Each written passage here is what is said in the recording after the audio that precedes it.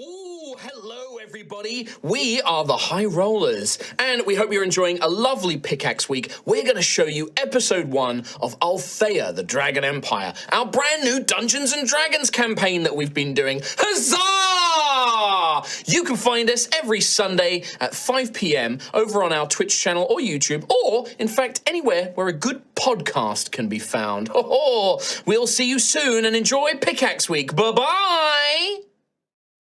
Hello, everybody, and welcome to Campaign 3 of High Rollers. It's here. It's happening. We made it. I am your Dungeon Master, Mark Sherlock Hulmes. I am the Dungeon Master here on High Rollers. We've been doing it for a while now, and you're about to join us for a fresh new story, new world, new setting, new characters, and we've got a ton of great stuff to show you. And we're going to jump straight in. We're going to introduce you to the players, and then show you our wonderful new intro. Speaking of players, we have Rhiannon Frost, we have Chris Trott, hello. We have Kim Richards. Hello. Oh, it's all the fan favourites. We're all here. And then the other side. And then on the other side, we have Tom Hazel, we have Katie Morrison, the completed form of the fan favourites. Everyone's here. Nice backpedaling. I had to do it in parts. No, thank you all so much for joining us. We hope you're going to enjoy this wonderful new adventure that we're going to be doing for Campaign 3. And there's no announcements because we want to jump straight into it and show off something very special. If you could please run our brand new intro.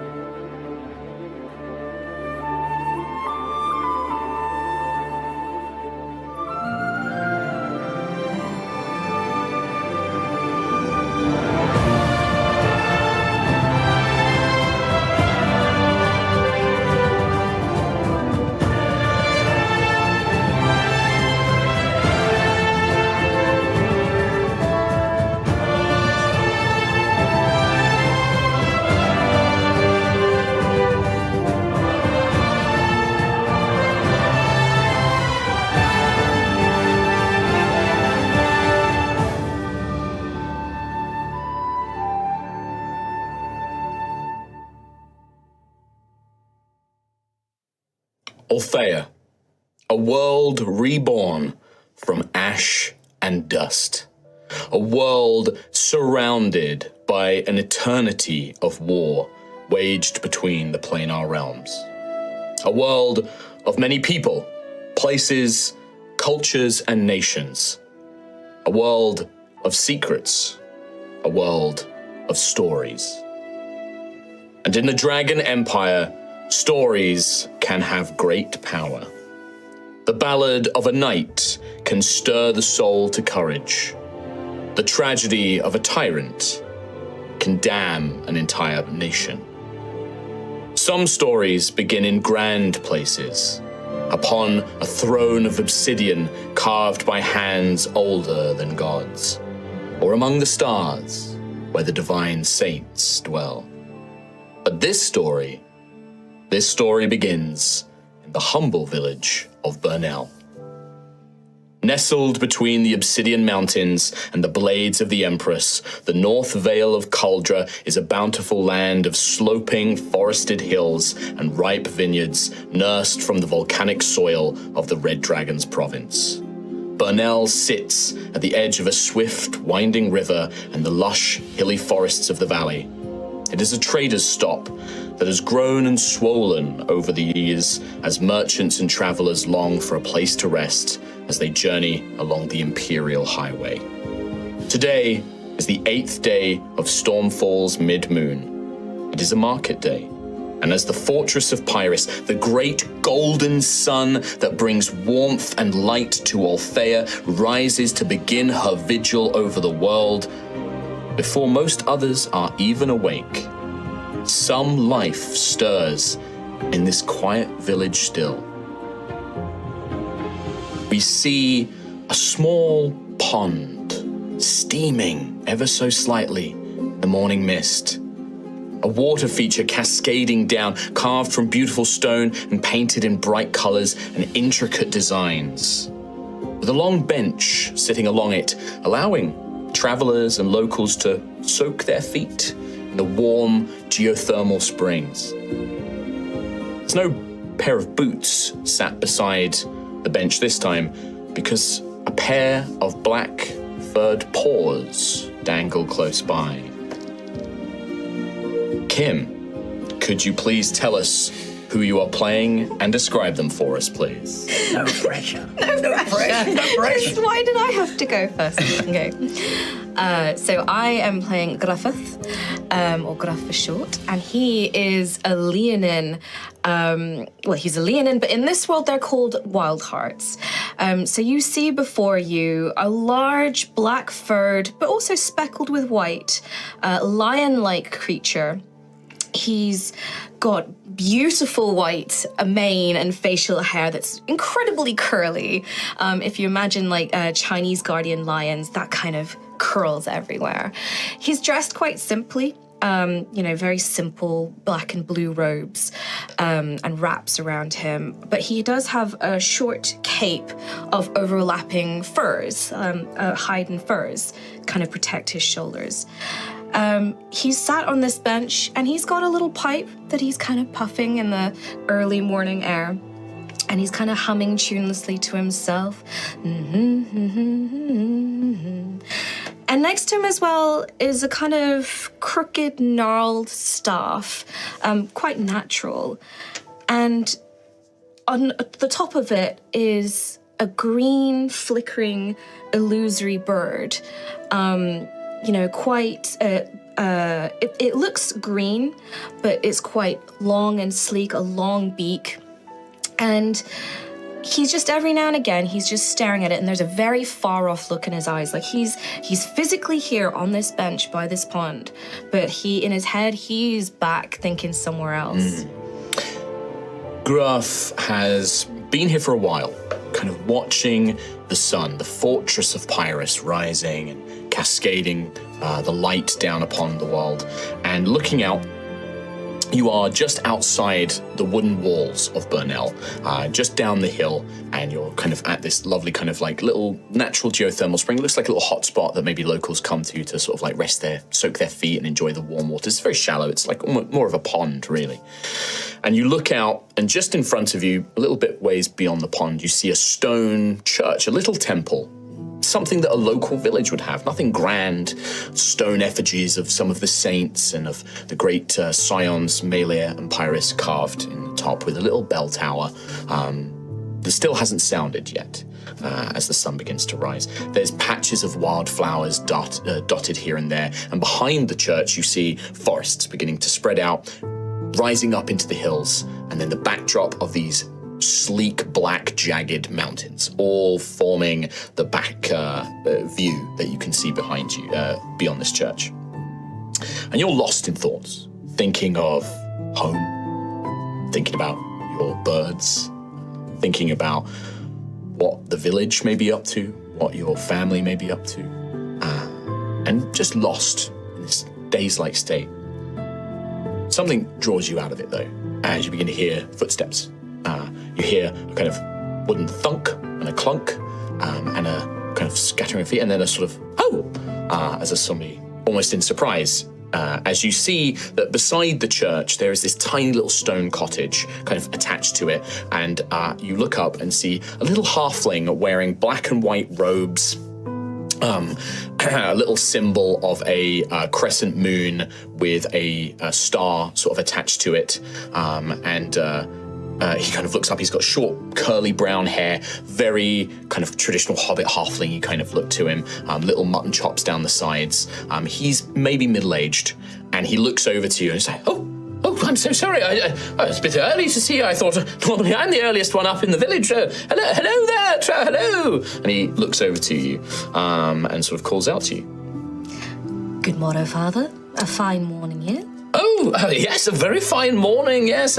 I suppose we've seen the last of the rain, and hopefully we're going to see brighter weather. I don't recognize you, my good fellow. Are you a visitor here to the village? Aye. I arrived last night with a few friends. Oh, wonderful. Oh, yes, I did hear about something about some visitors arriving. Well, and he kind of like walks his way up to you and he offers his little hand to you. He's like, Reverend Arthur T. Thistle, lovely to meet you. And he kind of offers his hand up to you. A firm handshake, like there's a big pull. Oh, my. Firm handshake. Yes, oh my, quite bone crushing. Oh, quite the grip you've got there. Hello. Well, let me, if you've not had the warm welcome of Burnell, let me be the first to welcome you to our little humble community that we have here. Are you staying long? What is your business? Are you visiting the village or just on your way? I personally am hoping to go on my way.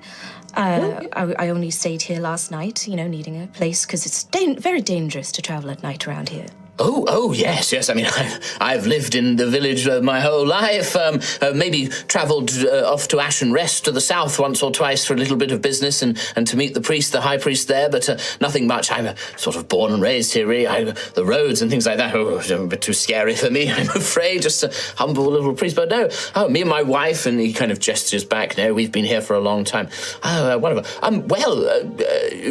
You've just been sort of sat here this morning and enjoying the lovely sun, it seems. Aye, sun. Well, the warmth is a little bit new to me. Experiencing waters that are warm and not freezing cold. It's quite the novelty. And he kind of looks at you for a moment. And kind of, as you're saying this, he's just like, are you from Iceheart? Aye. Oh, my goodness, what a journey that you've made to be here. What a long way you've come. And he says, do you wish to keep sitting here? I'm popping up into the village. I believe market's just about to begin. I could show you around a little bit if you like. There's a delightful place. They do wonderful little like dried fruits with a little bit of sugar. It's a lovely way to start your morning. The wife tells me I shouldn't, but I always sneak one in as I'm heading up into the village. But would you care to join me? That sounds delightful. I'll join you. Oh, yes, come on in. And he'll sort of like, come along. And he starts leading you up. Burnell's had a rather interesting history. We've got a little bit of things, but the Duke is very proud of this place. He thinks it's going to be the next big town. We think we can really... He's leading you up the hill, back up into the village where you can see the wooden gates have been opened. There's a few surly, maybe a little hungover or tired guards kind of casting there. But as soon as they see the Reverend, they just, no issues. You walk straight in. And you begin to make your way in, seeing that there is this large market square, dozens of these little stands and stalls with brightly coloured canvases and things like that being set up. And we watch as Gruff and the Reverend make their way, and he leads you to this little thing and begins buying you this little sweet treat. But as we do, almost imagining like a cinematic, we see the camera passing over.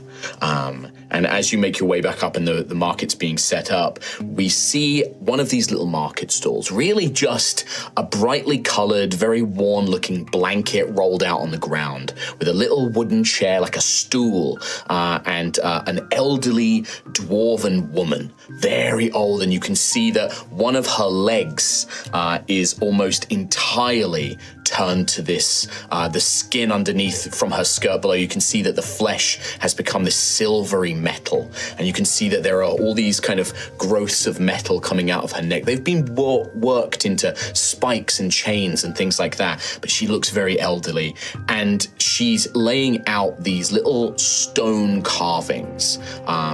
And we see a large, slightly grey with a touch of purple hand holding one of these little statues as the dwarven woman seems to be speaking to them.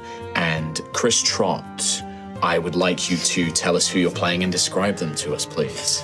I am playing Rowan, which is a great name, doesn't need a surname, and I am a Jotnir, which means half giant. So I'm a very big boy, very big indeed. He's got unusual skin color for a half giant. Not usually seen having like this pale gray tone to him. And also the most interesting feature are his arms. So his hands kind of gradient to a darker color with some interesting, intricate blue patterns that spiral up from his hands. Other than that, he wears quite plain clothing. He's got a nice big scarf with a lovely green pattern on it. And he also has a leather jerkin of some kind. Seems like he's relatively athletic looking. He does like to travel quite a lot. And he's wearing sandals because he loves comfort.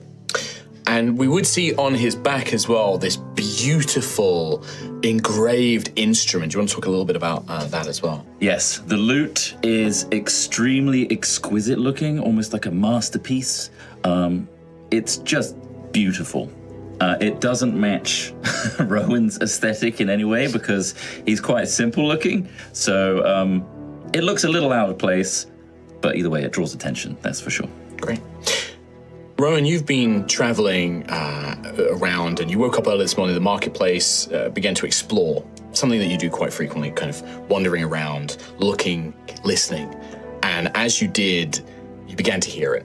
You began to hear that harmony, those vibrations, that resonance that so often draws your attention.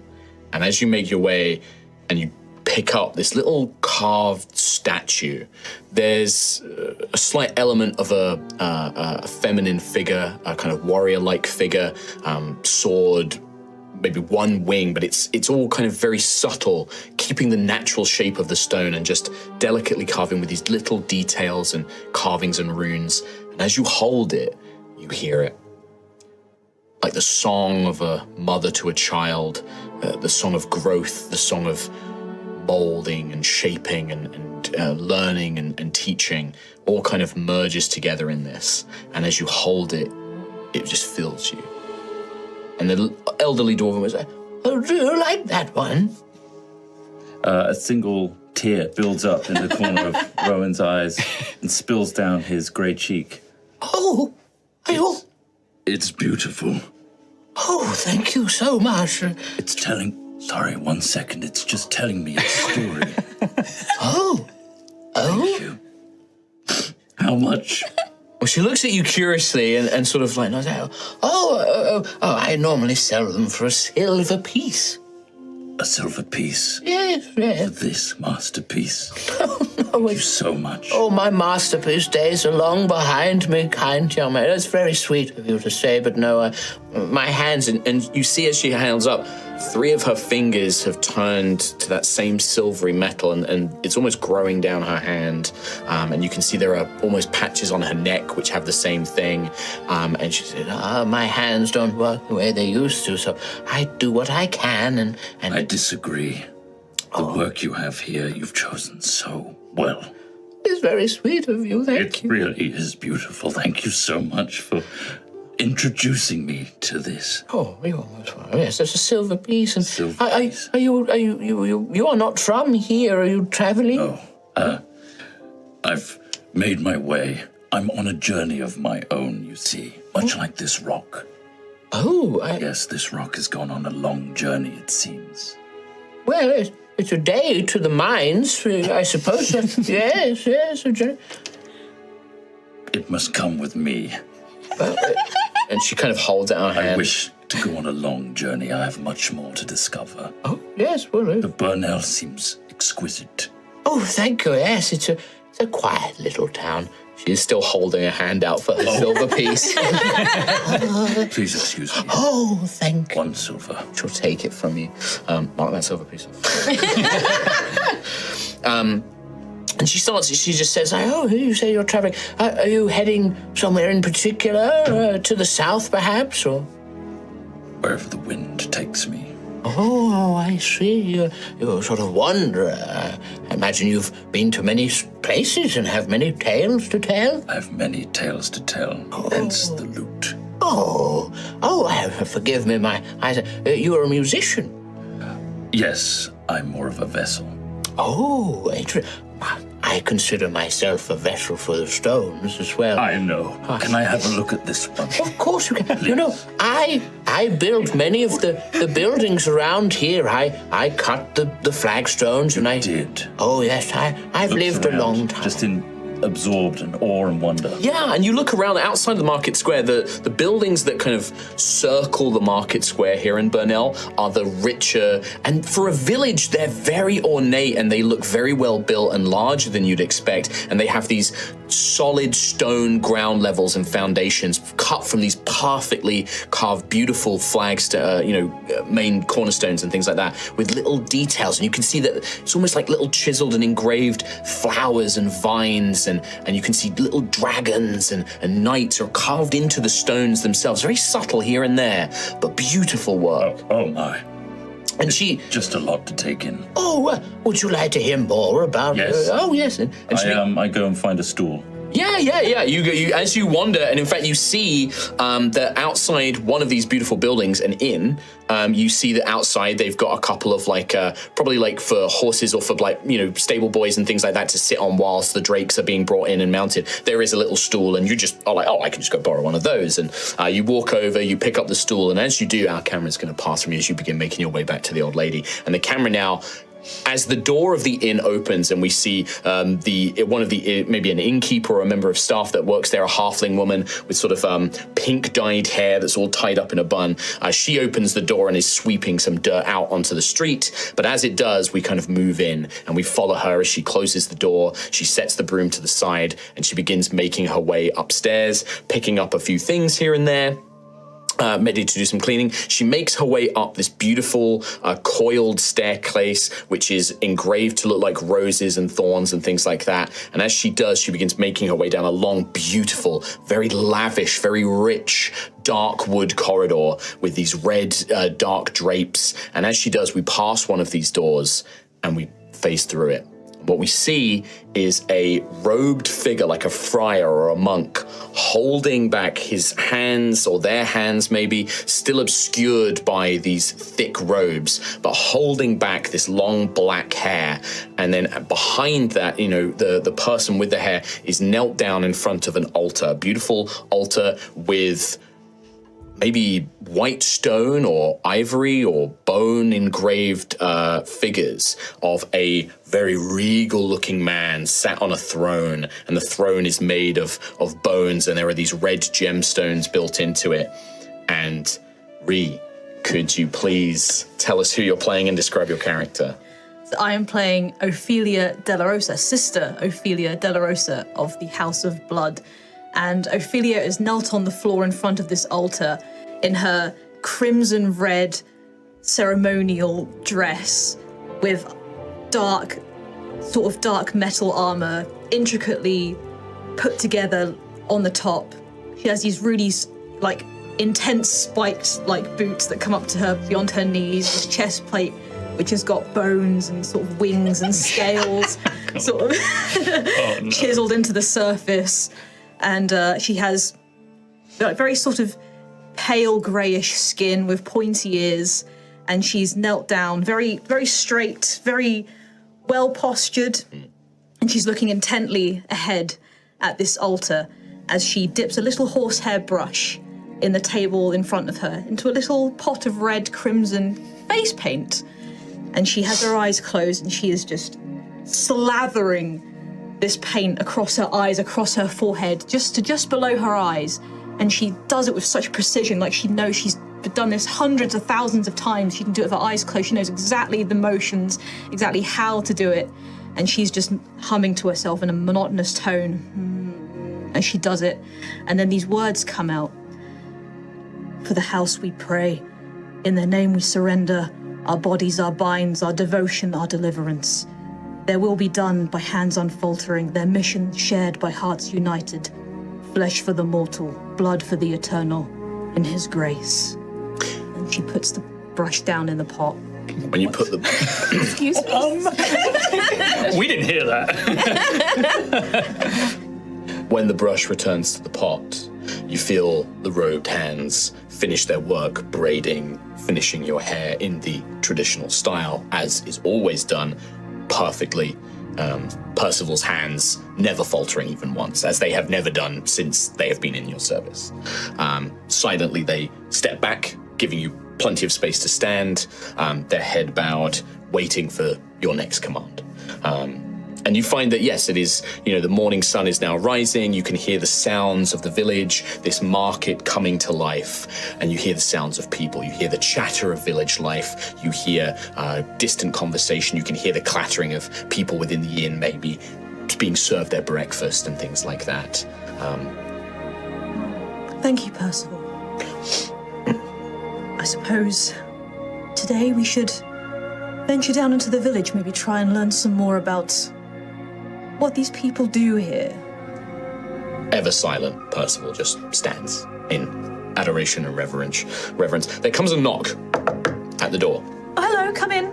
Oh, you hear the door open, and standing there is a man, a human man. He has like a very kind of thick kind of Ned Flanders moustache almost, but he has this kind of very sleek, slicked back dark hair. He's quite handsome, but he's a little bit older, and you can see that he stands awkwardly, and he has a cane in his hand as well. But as he opens the door, you would recognize this man. He's the innkeeper of the inn that you're staying, the Lordly Reigns, and this is Raoul Tovas, and you actually met him last night.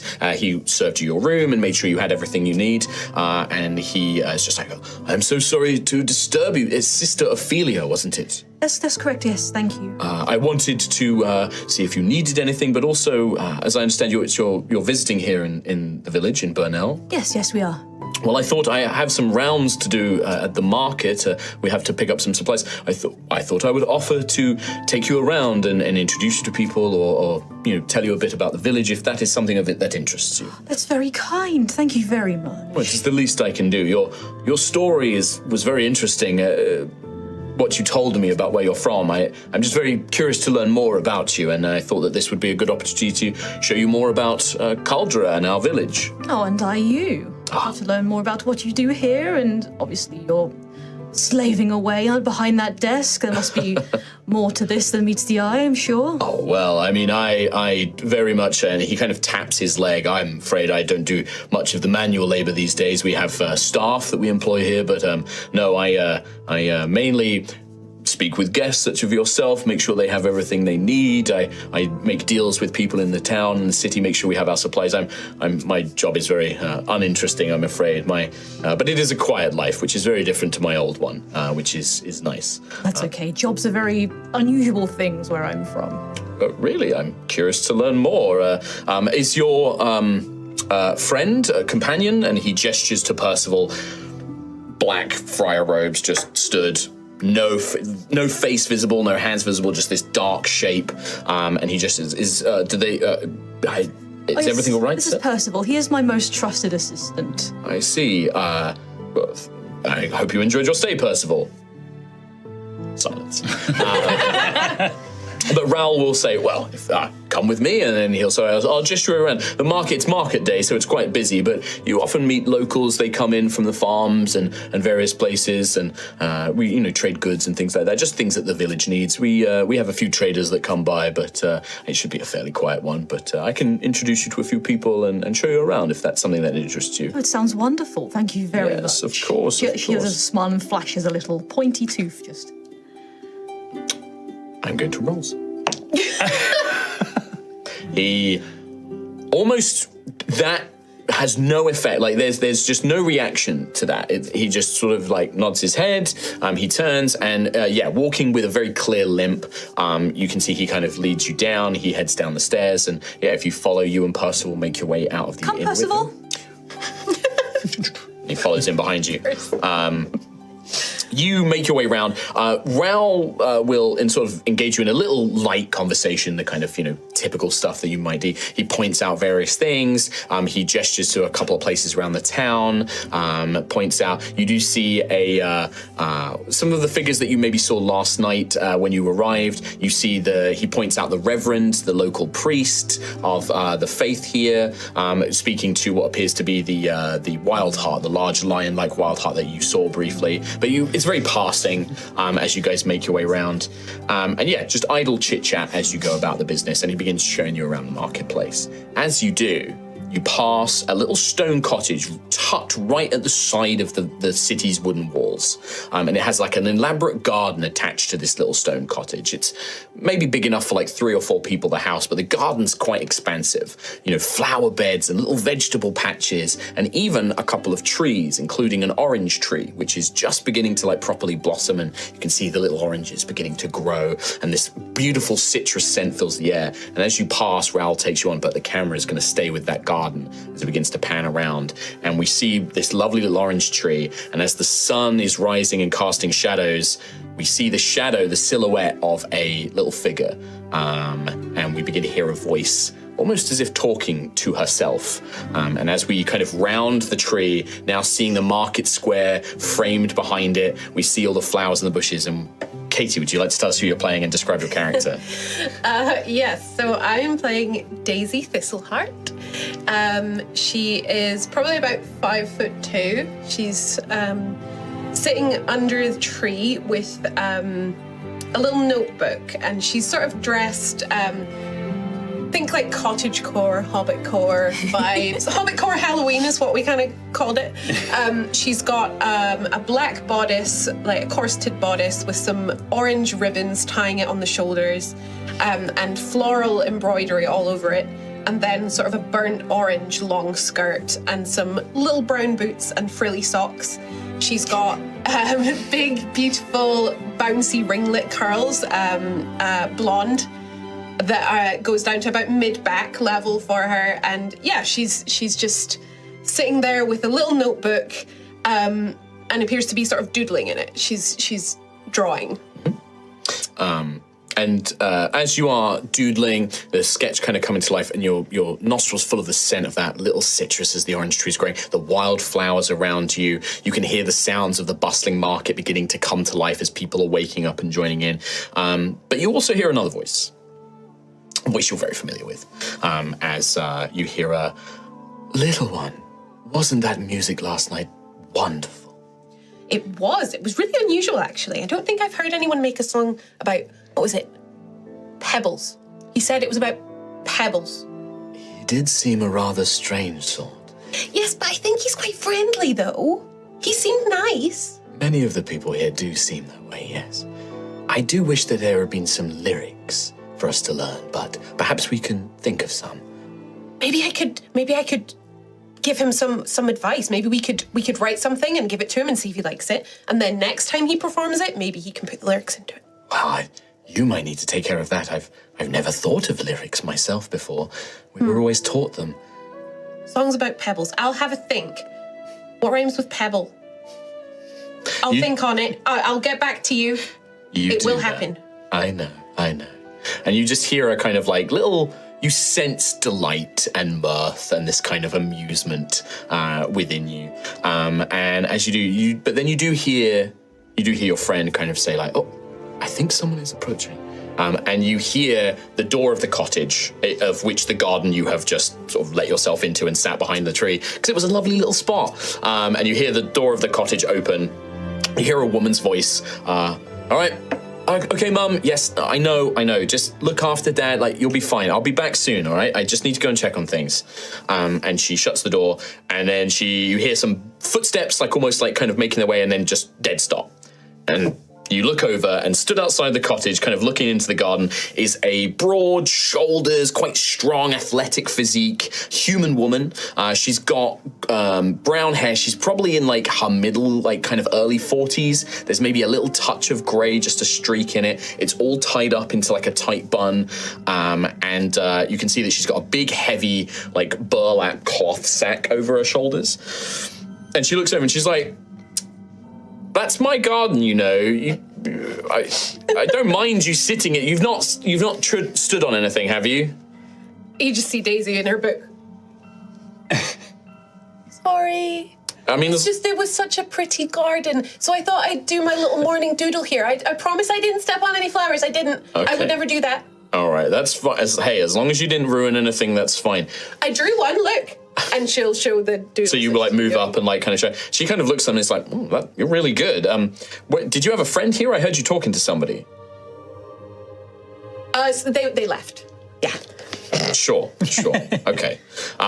You're not from here, are you? And she kind of looks at you. I've never seen you around before. Nearby, Goodvine. Oh. I've been walking about though. So. Oh yeah, I know Goodvine. Yeah. Okay. Oh, you just visiting? Is there like you here for anything or? Just passing through. Just. Okay. Stayed for a night. Oh, okay. What's your name, kid? Daisy. Oh, I'm Marion. Well, enjoy Burnell. It's not a lot going on, but enjoy it where you can. Thanks for the tree. Yeah, of course. Yeah, no worries. Help yourself. Like, I don't think any of them are ripe yet, but if you want to take an orange, take an orange. And she kind of makes her way down. Daisy's probably already got an Like orange. a sack full of orange. Just had behind her back the whole time, like, Yeah. well, now I have permission. That's fine. And yeah, you just watch her. This woman just sort of gives you like a little sort of wave and just begins making her way out of the village as if going on some chores or something like that. You do hear some movement still in the house. You kind of hear like an older woman's voice like, yes, no, it'll be fine. Kind of like mutterings and things like that as if people are still inside. And yeah, you just, return to maybe sketching, or you can see the markets filling up and you begin to smell fresh bread, and you begin to see like the bustling of thing, and it's quite a few people, moving around. You see a few jingling pouches here and there, and you just kind of see the town coming to life. And you do see that musician that you saw last night, the tall, very, very tall man with the grey skin. It seems to be sitting talking to an older dwarven-looking woman.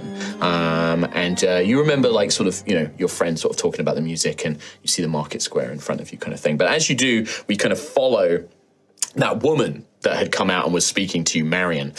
We follow her for a little bit as she begins making her way out of the village, and we pass by the village's second inn. Much more down to earth, a bit more quaint. Little flower boxes outside each window filled with these pink peony flowers. Peony flowers. Peony.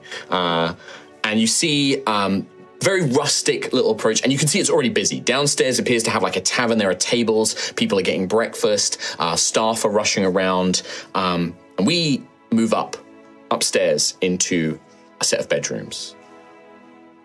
And we fall upon the form of somebody sleeping in one of these rooms. But it is clear that it is not a restful sleep.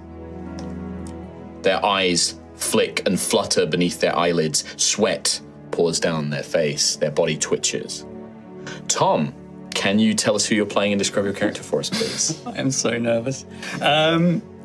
I think looking upon this character for the first time, you would be excused for thinking he is an elf, but as he moves in his sleep state, you see the light glistening upon golden scales, up and down his arms, around his eyes, almost a crown of horns, I suppose, at the top of his head.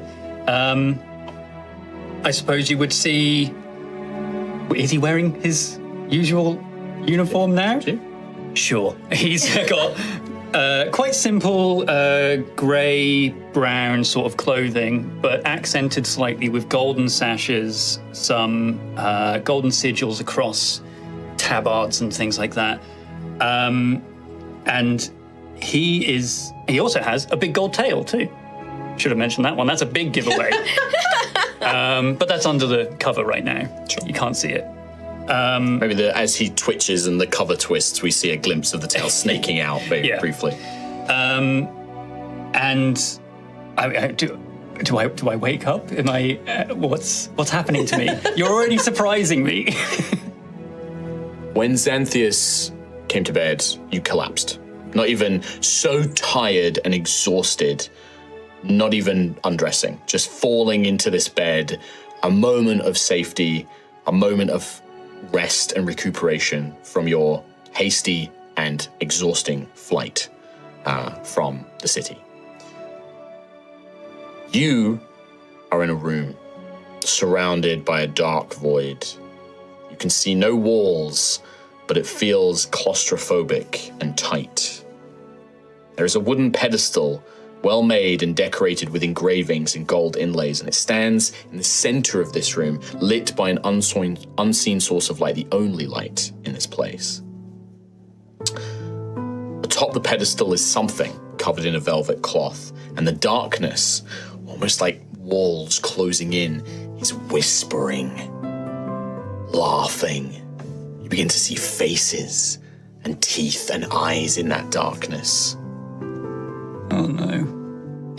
And it has, you don't remember exactly, you know that you're meant to be here, you're meant to get something or help someone, you can't quite remember, but you feel almost pressed in, like something's pushing you towards that light and that thing in the pedestal. I think I might have messed up my boy too hard, guys. He is, on his face, that sweat's still there. He is terrified, and he's turning and recoiling away from these whispers and these smiles. But when he locks eyes on this pedestal, he shouts out, "What is it you want from me? What do you want me to do?" When you speak, you see that a figure emerges on the opposite side to this pedestal from the darkness. A figure, they're shrouded in a cloak, but there is something about them familiar. And you think they're a friend. And they step into the light and they take the thing on the pedestal. And as they touch it, the faces and the eyes and the mouths of the darkness hiss, and they press in, and as they rush towards the pedestal, you are pushed forward with it. What does Antheus do? I don't know, dude. Roll another character. Is this brand new to Xanthius? Is this? There is a familiarity about all of this. This feels This is like you should know what this is. Oh my God. You feel like you should know what it is, but you can't remember. I messed up my boy, guys. I mean, if I'm pulled towards it, there's a. I want to resist. Like something's pushing you from behind, like that darkness, the mouth, it's rushing you towards it. I want to turn and run.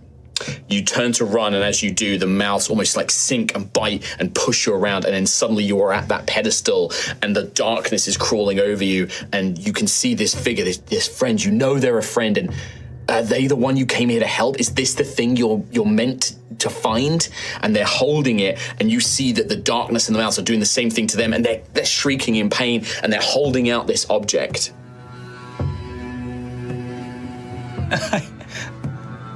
I think Xanthius, just like me, would just be locked in. He's tried to resist. So in your panic, in that moment of not knowing what to do, as the darkness pushes you, you kind of twist and your body and your hands reach out and they fall upon the object. And as they do, the other figure, they're your friend, but now they're angry, they're hissing too. Nah. And as your hands touch it, the both of you gripping it all at once, something snaps. And there is an explosion of light and fire, and you feel pain, and as you do, you scream, and as your mouth opens, the darkness pours in, crawling inside you. I need you to roll a d4 for me. A D4. Oh my God! What is your character? Okay, I should clarify. I know the cause of this. This is all Mark. He's already used something to backstab me. A D4. First roll. Okay. You were the dark one. A 4. I don't know if 4's good. 4. You rolled a 4, yeah? Yeah. All right. Can you make a Constitution saving throw for me, please? That doesn't sound good. I'll use my last campaign's primed dice. Constitution saving throw. Okay. Yes, please. Ooh, they betrayed you. I won't tell you the modifier, I got an 11. That's probably not good. First roll of the campaign. It's above 10. It's above High 10. rollers. Mid roll. Mid rollers, yeah, we've got to change the name of everything. High mark. As that darkness reaches into your throat and that pain in your chest and your body begins to swell, suddenly you wake up. What does Antheus do? He almost jumps out of bed. Like he can still feel these remnants of this dream, this reality as far as he's concerned right now. Like whatever he still sees in his mind, he's almost trying to bat away from him still. And it will probably take him a couple of seconds to realize where he is, to sort of land back on Altheya. And he will be gasping and shaky breath and really like trying to regain his breath again, like clutching at his chest. Yeah. When you clutch at your chest, you feel that pain from the dream is still lingering. It's still there. And you feel your body, as you know it to be, feel grounded in reality. The smell of the inn, the wood, the straw mattress, the sheets, bringing you back to, it was a dream. It was a dream. It was a dream. It was a nightmare, but it was a dream. Yeah. You're here. You're safe. And as that settles in, you do hear a voice outside the door like, is everything all right in there? Yes, everything is okay. Just waking up. A little bit of a bad dream, I'm afraid. Well, nothing kills a bad dream like some breakfast. I was bringing you some. Can I come in? I will look around for a second. Is there like a mirror or something? Not in this kind of inn. This is quite a kind of comfortable country inn. They probably wouldn't have like a mirror in here. That would be quite a lavish thing. Sure. You could maybe go up to like, the window or something like that, and you're trying to glance at your reflection, but it's hazy because the light's already coming in. Like you can't quite get a good reflection. I mean, I'll like try and sort of stroke my hair back and comb it back with my hand, and I'd probably feel the matted, sweaty sort of. Yeah, I mean, you're definitely like you've been drenched in sweat, but you do feel recovered. You feel your energy's come back, like that long sleep, the food that you had last night has done wonders to recover your stamina and things like that. But yeah, dripping in sweat and just heart going ba-dum, ba-dum, ba-dum, ba-dum, ba-dum, and still beating fast. I probably think I look fine. Like I just said, I've had a bad dream, it's fine. I will go over to the door, put my clawed hand on the door handle, sort of catch myself with still a shaky breath, breathe in deeply, and then conjure a smile as I turn the door handle and greet this person.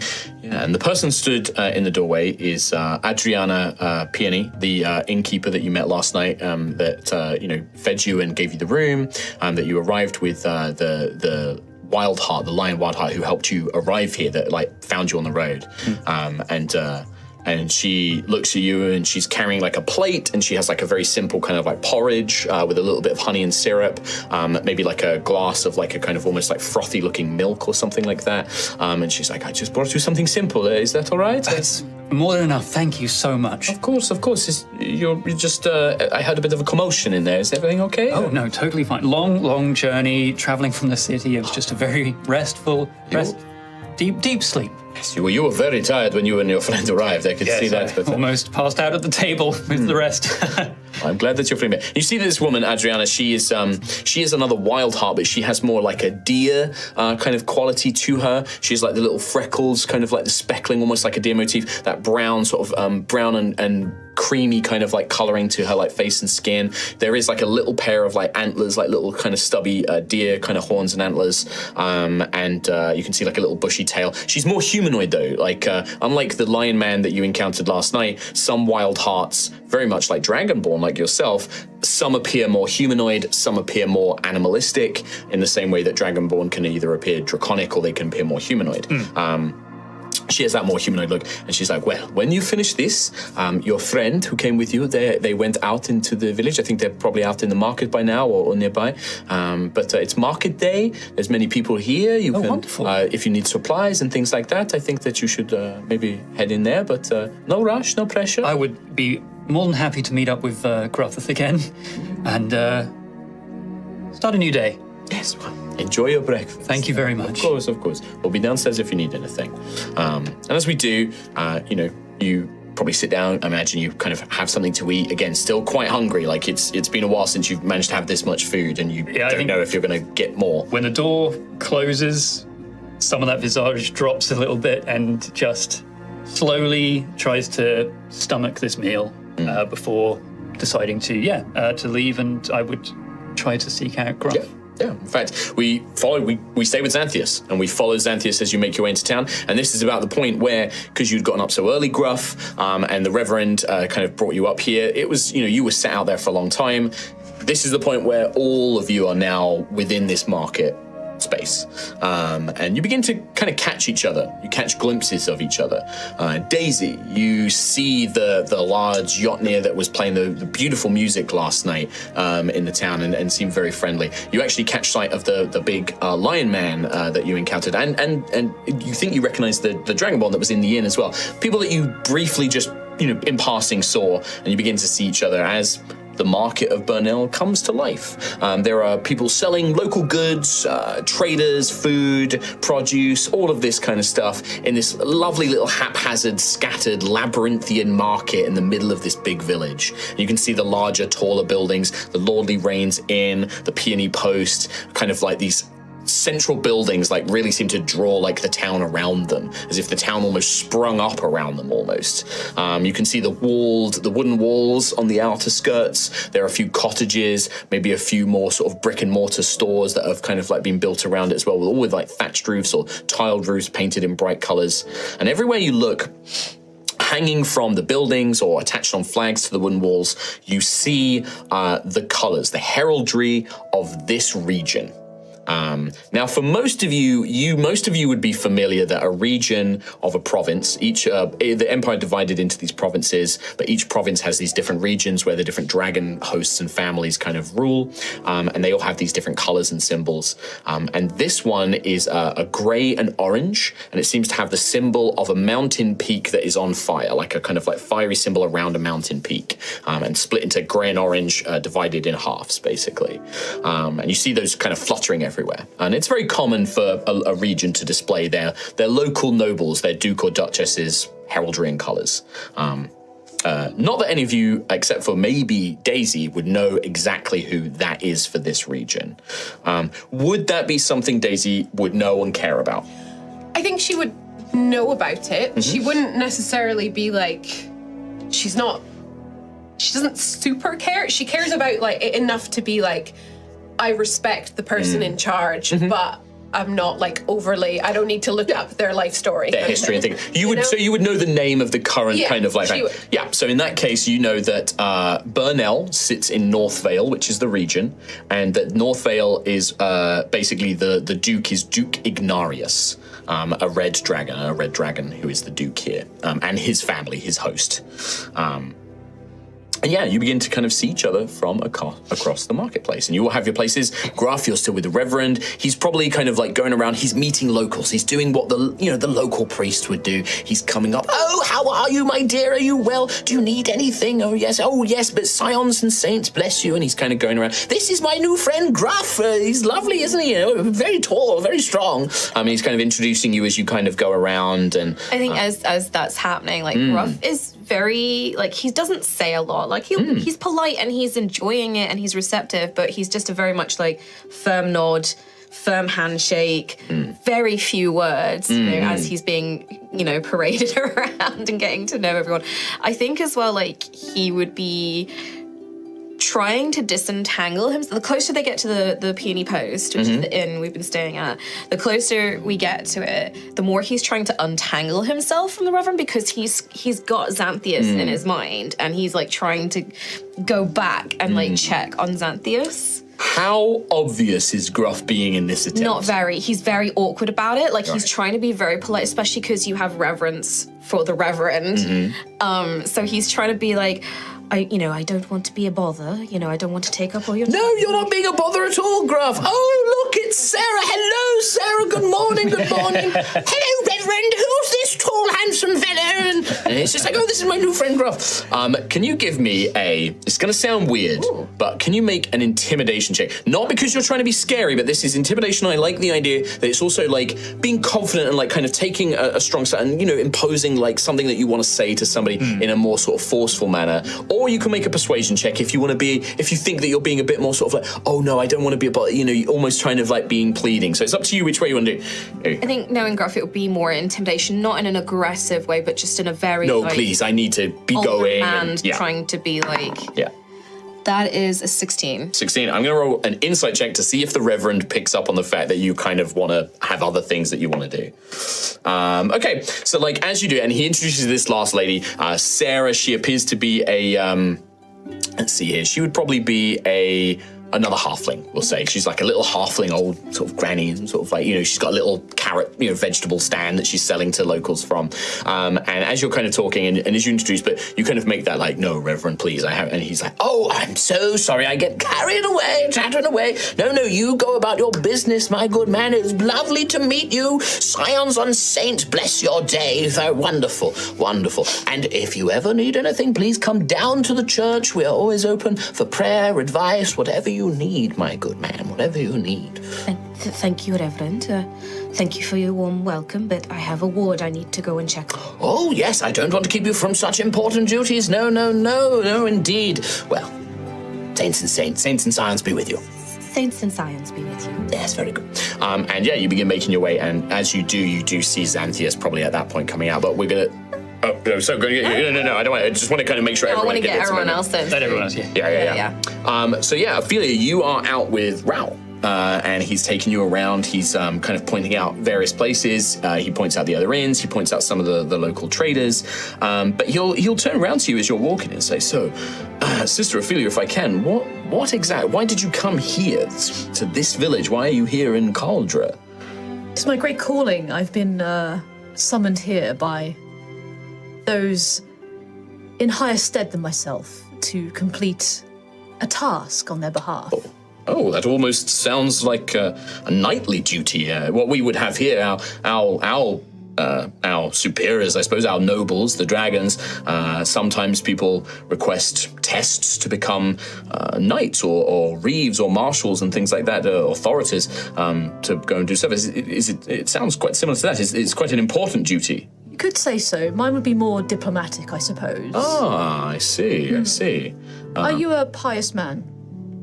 I, as any good citizen of the Empire, yes, I pray to the Scions and the Saints when I need to, and they are our saviors. They protected us, and they have empowered many of our leaders and given us guidance and things like that. But I must admit, I don't always go down to the church for prayers on the new moons, and I offer it in my small way, but it's not a big part of my life, at least not for now. And he kind of gets this little bit of a faraway look in his eyes. Do you want to roll me an insight check on it? Yeah. Oh dear, it's not very good. That's right.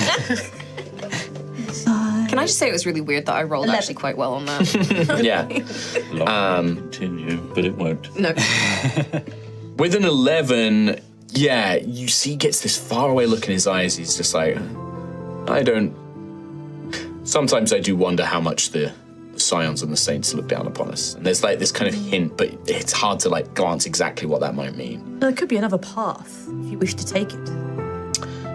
He does sort of like narrow his eyes. I've heard of a few things. I know that there are those that believe in spirits and the land having powers, and he kind of like leans in, not conspiratorially, but almost like he doesn't want to be overheard.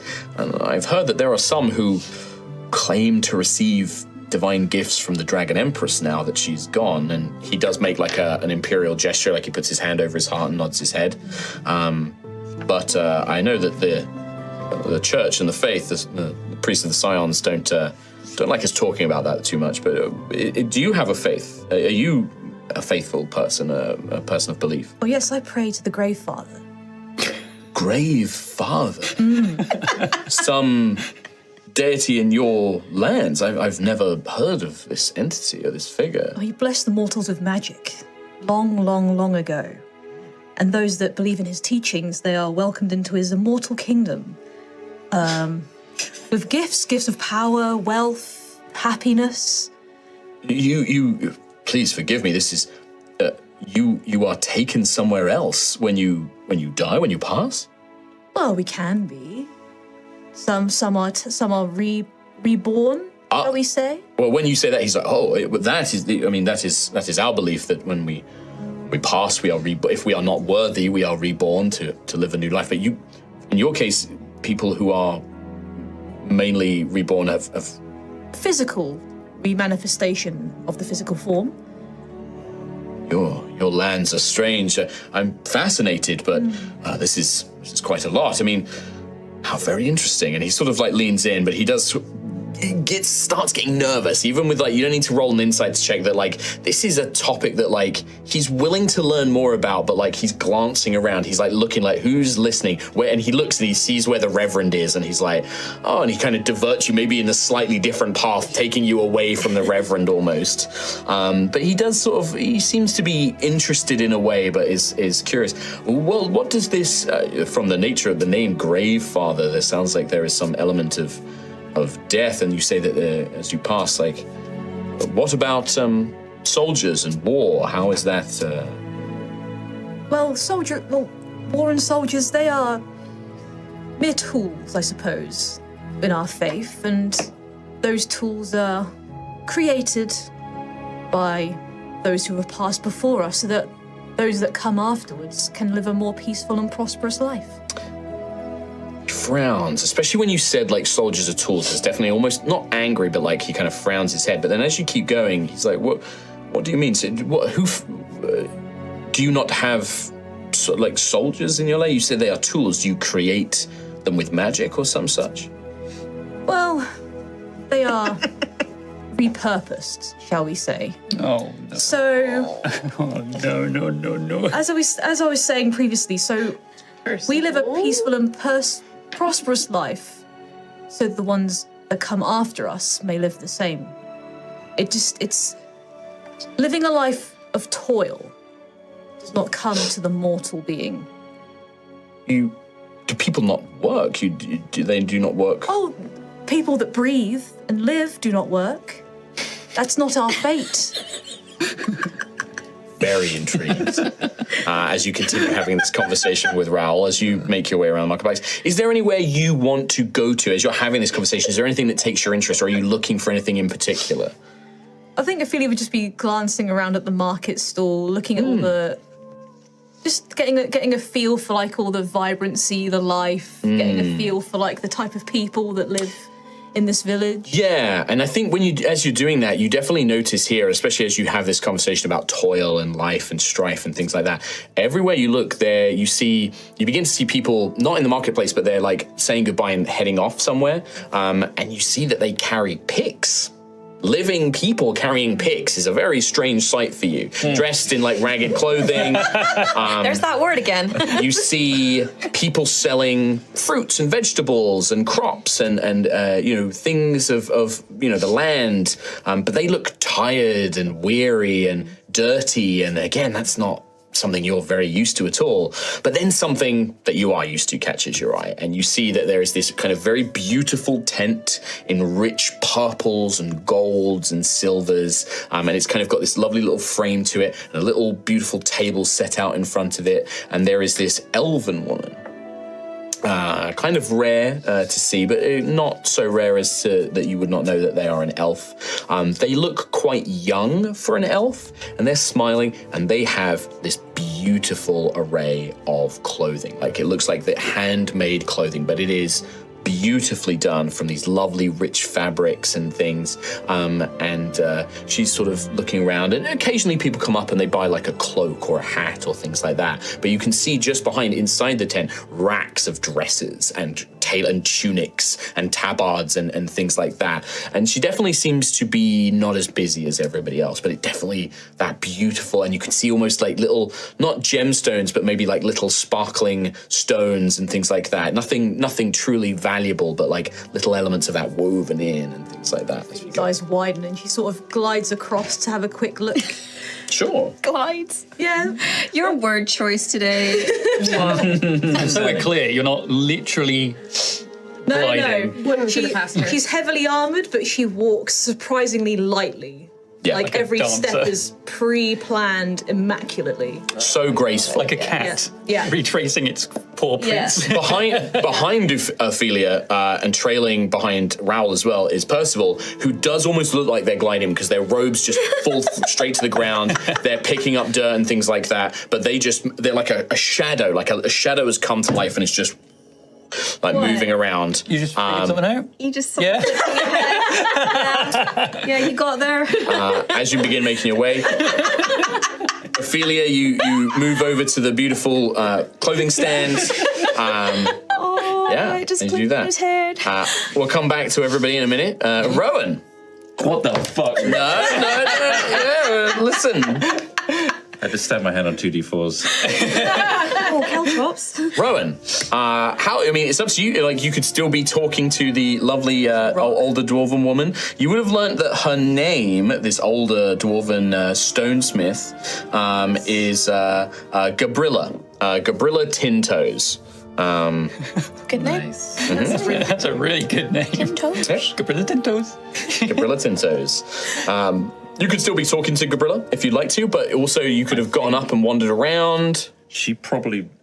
It depends on how conversational she is, but I am pressing for every detail of every rock. Like a lot of old people, she is very happy to have somebody to talk to and is just waffling away to you. She tells you, like, yes, I used to build it all here. And she, would Rowan be curious about the strange, like, metal fingers and, like, the metal leg that she seems to have, these metal, like, growths and things? Respectfully ask about these sort of things. Forgive me, your accessories. Oh, yes, my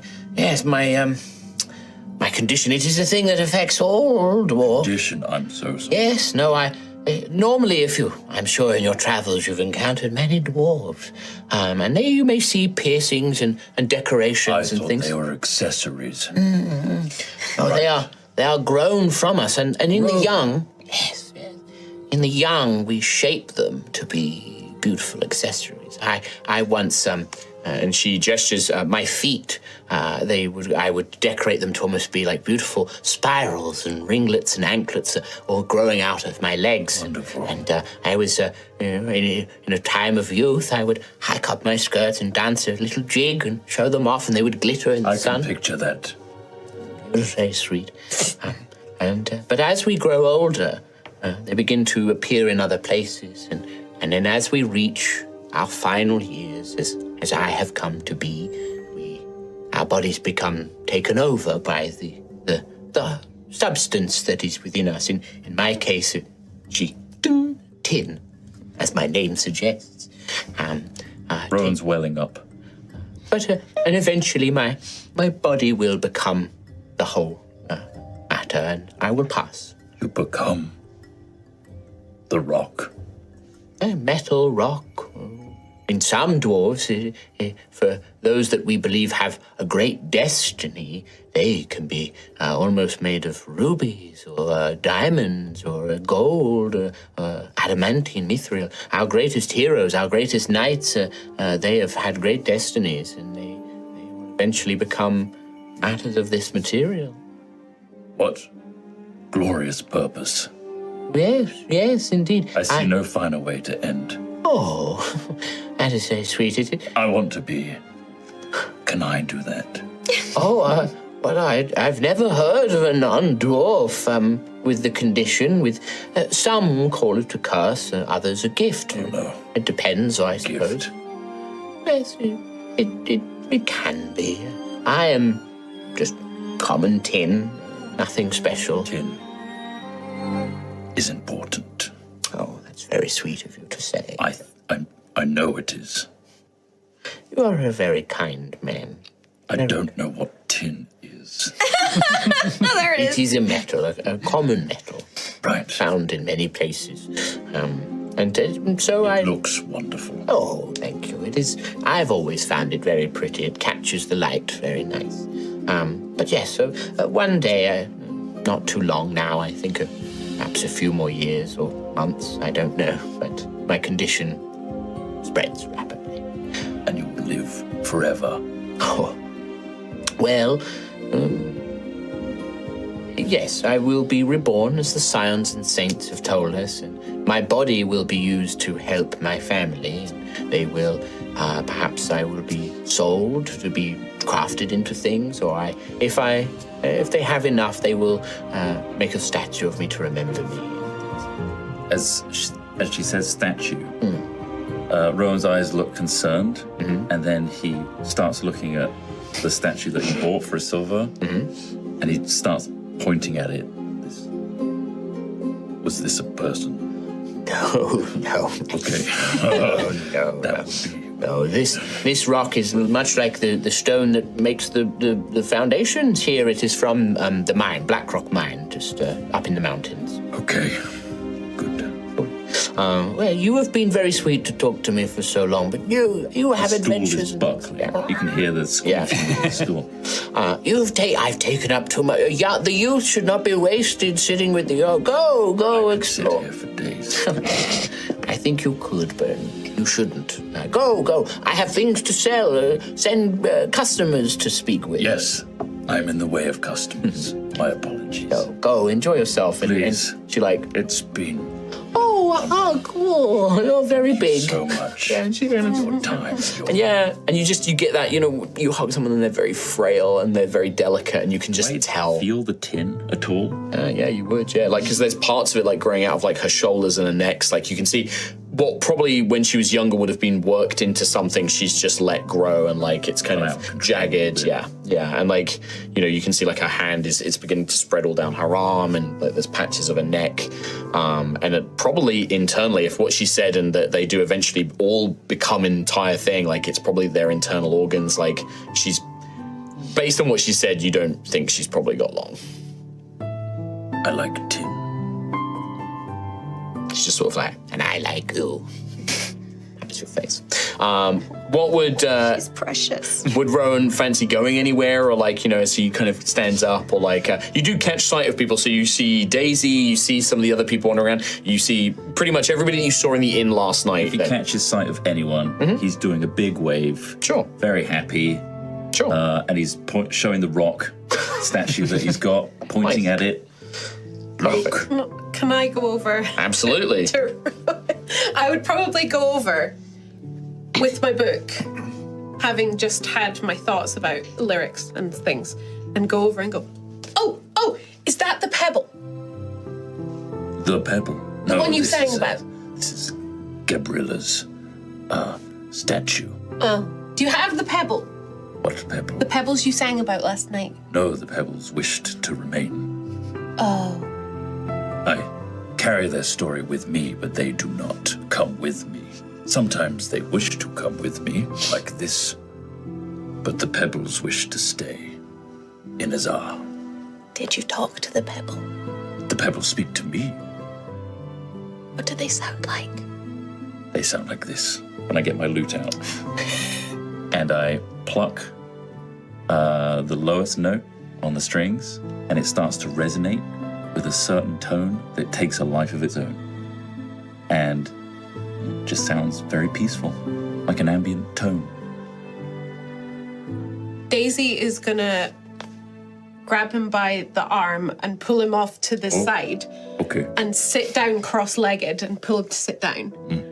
And just sit down and look at him and go, so I think we could write some lyrics to your music about the pebble, but I need to know more about the pebble and how the pebble feels to be able to write the lyrics for The the pebble was very sad. Oh, Yes. why was Other it sad? pebble friends were around it for many centuries. As we know, pebbles like to lay by lakes. They're often placed there by the lake itself. But his pebble friend got washed away. And he's been alone for many decades. I can see why you wrote a song about it. I'm the first person that's listened to his story. Well, then we should make some lyrics. We should tell the pebble's story. Yes. Does the pebble have a name? I didn't ask its name. I must go back. We could make one up for now. Seems like it's quite And then far. we seek approval. We'll ask the pebble next Yes. time we see it. I don't want to pick a name that would be unsuitable. Of course. Did you get a vibe for it? We can Oh, yes. workshop something. Yes, quite a cheeky little pebble, actually. Once you get to know him. Okay, I'm gonna write this down. Pebble. Nice Cheeky. pictures you have in your book. Oh, thank you. I found a really nice orange tree. Do you want an orange? Yes. I give him an orange because I've collected a few by this point. Yeah. I grip it in my massive hand. Thank you. I'm gonna go and buy some bread, and then I'm going to have a think about the pebble. Bread. Yes, I'm hungry. Okay, Maybe we should eat. Probably. We should find the others, our other best friends. The shiny, scaly Yes. boy. The shiny one, the big fluffy one, the strange one. I don't know about that one.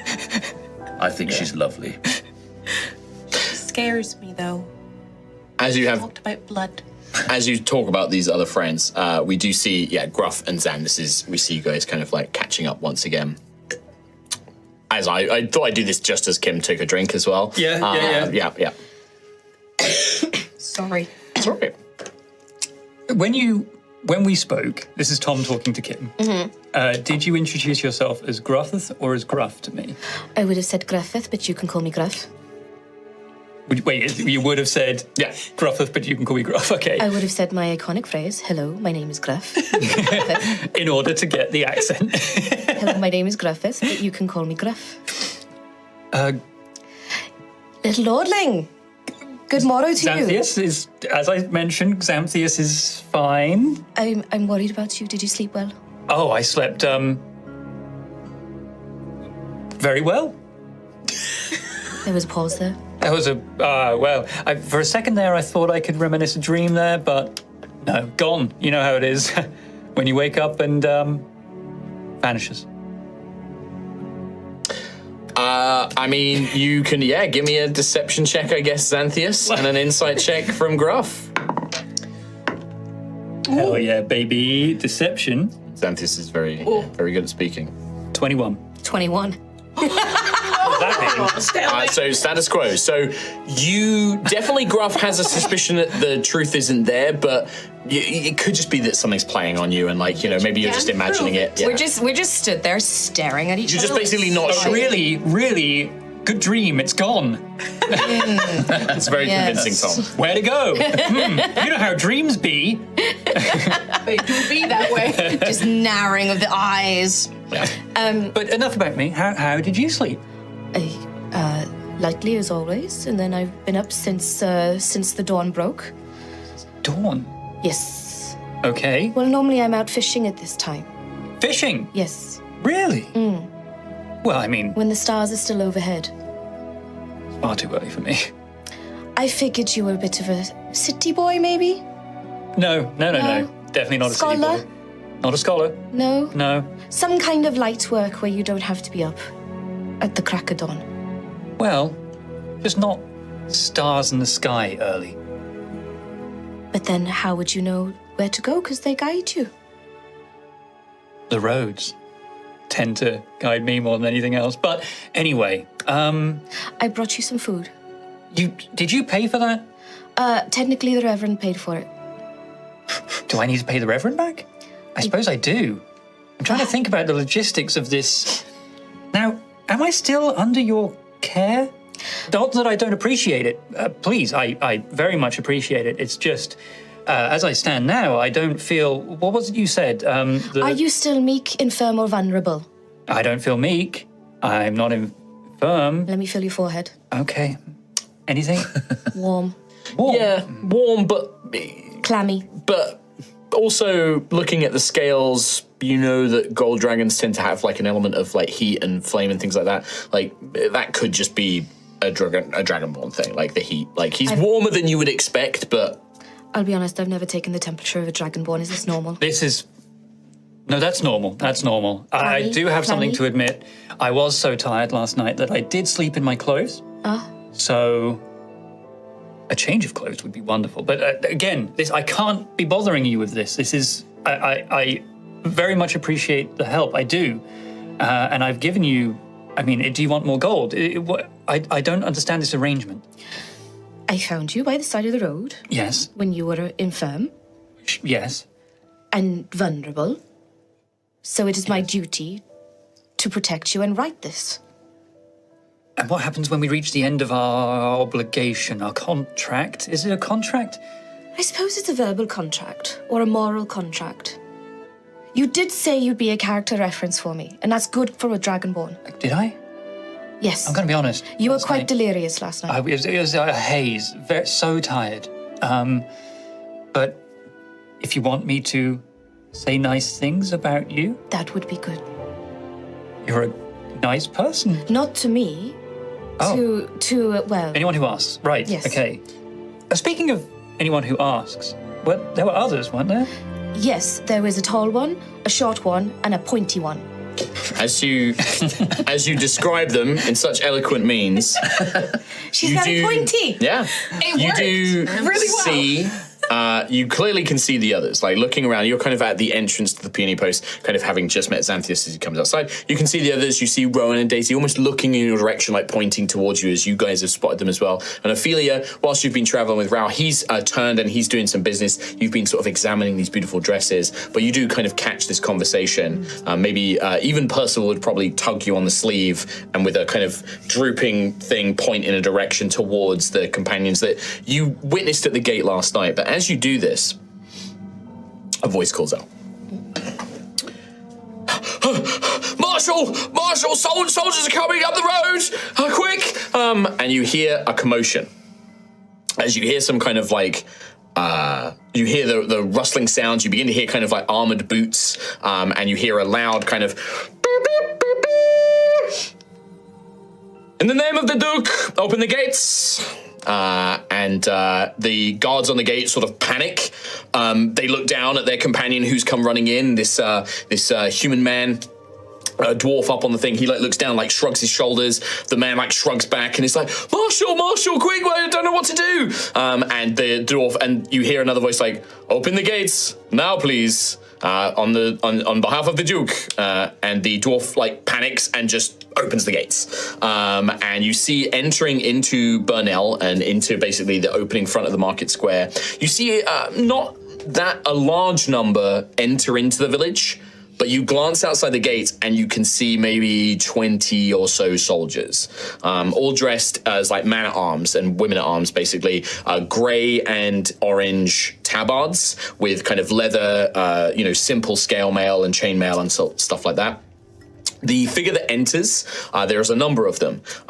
Two which catch your eye specifically, with a handful of better equipped looking soldiers, men and women, in slightly better armor, like kind of more polished chainmail, maybe little bits of plate mail here and there. Some of them look quite lightly armored though as well, like they have like leathers and bows, almost looking more like woodsmen or like trackers and things like that. The two that draw your eye, however, the first is a very well-dressed human man in plate armor, or breastplate, sorry, so not full plate armor, but like breastplate with leather and little bits of chain here and there, tall leather boots, with a resplendent orange cape. He has a helmet that he's taken off and is carrying in one hand, long dark hair, probably down to like his shoulders, very handsome features, and he's kind of stood there and he seems to be the one calling out. Next to him is a much more sinister looking figure. They are quite tall, very lithe but athletic, kind of almost like a gymnast or a dancer's kind of build, and they appear to be an orc. You can see that they have this almost glowing scar that runs down their neck and down into their black leather jerkin. You can see that they have like a black coat, black leather jerkin, black trousers, black boots, dressed all in black with a hood, and they seem to have a badge of some sort of office on their lapel. You can see like blades and weapons and things like that all arrayed them.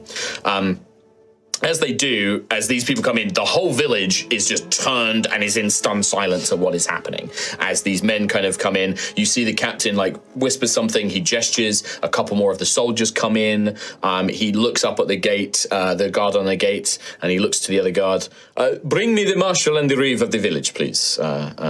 And they sort of like look around, and then very quickly, coming from several of the buildings, you see a number of other figures approaching.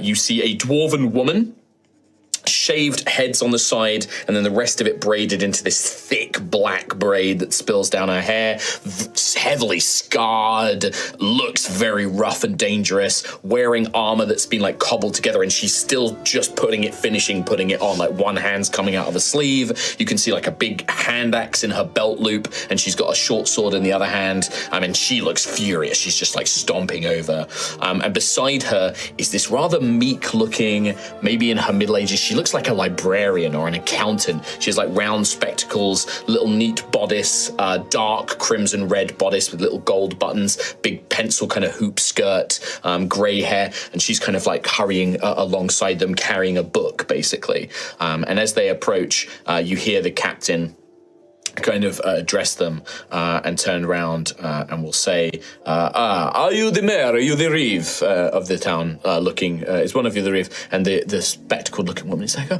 that would be me, Captain. And he looks, yes, and he kind of nods. And he has like a whispered conversation with these two. As you guys are looking around, what's everyone's reaction to all of this?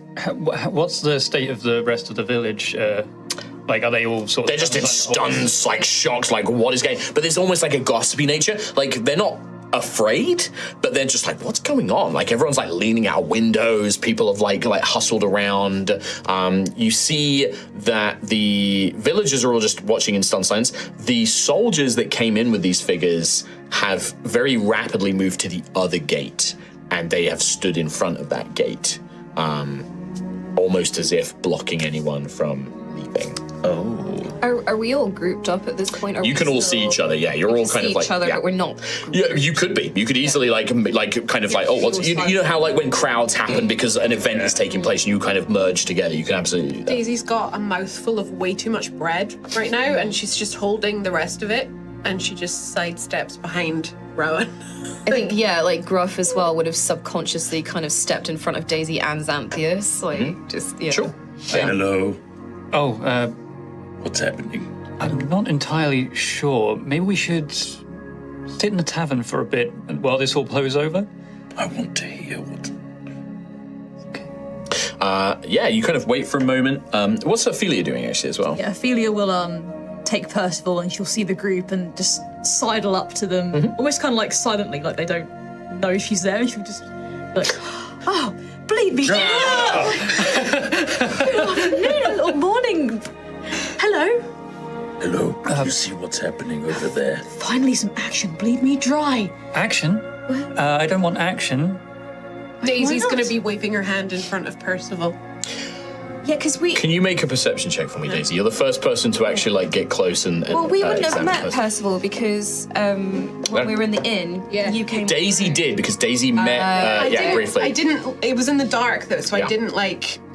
But you see, the rest of you see behind, next to Ophelia, this black friar's robe, cowl completely covering the face, hands go like it's just a black shape. It's like a cloak has just animated and is following this woman behind, and it's big and drapey. 14. Because 14. Daisy, she knew that he wasn't talking at the gate. Like, they couldn't get him to take his hood off. They couldn't get him to talk, so she's like... Yeah, you're a little curious thing.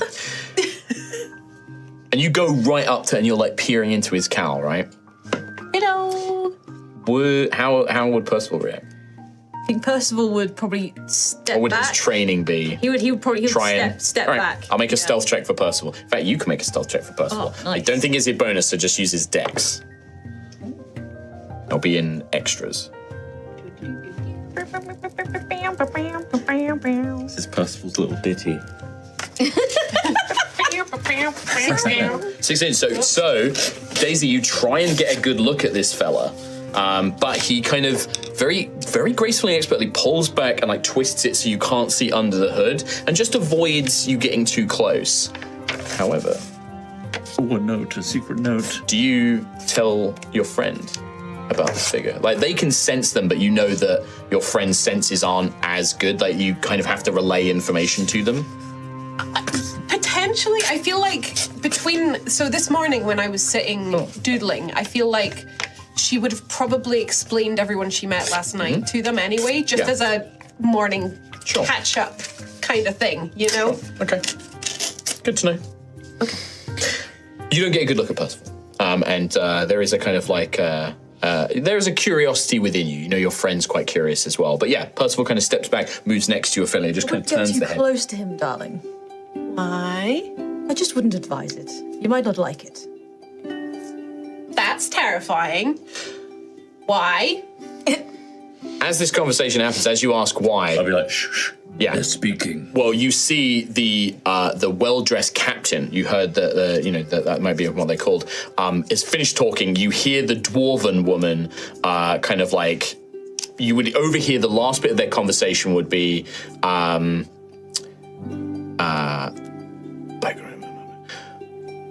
at least my people haven't failed in their job, Captain. Nothing has happened. Like, you're the ones who have failed in this. Of course, I'm bound by the Duke to assist you, and I will render that aid, but I can assure you they didn't come here. And the captain just almost silences her with a hand. And then he looks round. And you can see that the other soldiers, there was quite a few of them outside, a few more of them have filtered into the village, and they've basically been like asking people to come out into the market square. They're like going up to doors and being like, could you please come out into the market square for us, please? Come in here. And you can see that the village of Burnell, as many people as they can, are being gathered here. Nobody's being dragged out of their homes. Nobody's being forced to come, but they're encouraging people to come and listen, saying that there is important information that needs to be shared. I'm now concerned. Yeah? Is there anything I recognize here? What are you looking for? I'm looking for any Dragonborn, which I believe, I think you described that there wasn't any, but I'll have a quick look around to see if there are any. Mm-hmm. And is there anything I recognize from my time in the city? Okay. Can you make a perception check, please, Tom? Oh, God. Your perception, where's it gone? Under 30. New character. It's -1. Oh. 2. Is that your worst ever perception roll? I think it might be. Did you feel a little bit sick? Oh, yeah. It's going to break. Xanthius. Did I? As you are desperately looking around, that panic kind of rising in you in uncertainty, it's daytime, but your mind, the shadows in between the buildings, the mouths, the faces, from that dream, you're almost imagining them there, but also like your vision's like, is it blurry? Like it's like something's wrong with your eyes, and you rub your eyes, and like it's almost like you can see little motes of gold just passing over your vision, and it's so distracting. Yeah. Mm-hmm. I mean, a perception's so bad that I start to see things. The man in the plate armor, the captain with the helm and the coat and the cloak, steps forward. Citizens of Burnell, citizens of the Empire, please, there's no reason to be afraid. If you are law-abiding citizens, there's nothing to worry about. I am Captain Lucas Vicaro. I serve Duke Ignatius as the commander of his second Talon. We have come here searching for a group of dangerous criminals wanted for murder and suspected heresy. They escaped from Ashen Rest and fled north. Our scouts believe that they passed, and he glances at the dwarven woman that was like shouting at him earlier when he says, our scouts believe that they passed through and may have entered Burnell in the night. These are dangerous people, and they have committed a great crime. Until these criminals are found, or our investigation is concluded, travel south to Ashen Rest is prohibited. I mean, that's an audible gasp, at least, from most of us, I imagine. In a few days, a force arriving from Kelskaris that includes one of the Ecliptic Order, a Sister Inquisitor, will be making their way here to assist us in this investigation.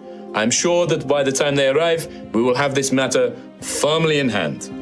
Those of you who are not residents of Burnell, the Duke's purse will make sure that your rooms are covered for this stay. We do not wish to inconvenience you. We ask for your cooperation. Myself and Authorita Zaron Tekis, and he gestures at the orc next to him. All of you, except Ophelia, as you are not a citizen of the Empire, all of you know what an Authorita is. An Authorita is a mixture of detective, judge, and jury. They enforce imperial law, especially out in the villages and the towns away from the big cities. But even in the big cities, they're almost like lawyers and detectives. out in the villages, they are more like the judge and jury, and kind of almost have a Judge Dredd element to them, where they are basically the enforcers of imperial law. They have the unique status where because imperial law treats everybody the same, whether you are a dragon or a citizen, they are one of the few people that can actually accuse draconic nobles of crimes and pursue the law against them. They are basically given this responsibility. Think of them as like these very elite inquisitors and investigators and judges and things like that. And out in the villages, they are often like sent out to deal with crimes because they won't normally have one locally. So they travel around a lot. They tend to be skilled in combat and magic and things like that. They're not necessarily something you would fear. They could almost be, for some people they might be if you're a criminal, but they are also this kind of, they are the law they enforce imperial law. But you would all know that. Anybody who's a citizen of the Empire would absolutely know what they are. And you see this figure kind of very sternly looking around. He gestures, myself and the authority, Zaron Takis, we will be asking questions. My soldiers may ask you to come and speak with us or to stay here. We hope that you will cooperate in this. These criminals must be found. They have committed a grave crime.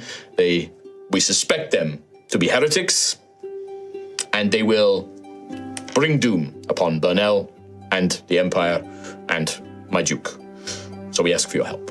And he looks around, and you can see most of the people in Burnell are like, oh my goodness, criminals, and they're sort of whispering to each other. Oh, I have not seen anybody. Oh, this is terrible. And they're sort of whispering in that kind of gossipy way to each other.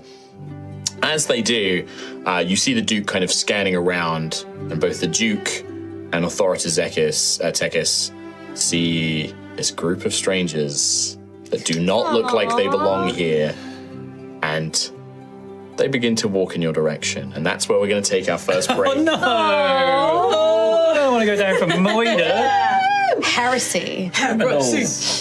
That is going to be it for part 1. Thank you so much for joining us. We will see you in part 2 after a short break. Take care. See you then. Bye. See you then. Oh.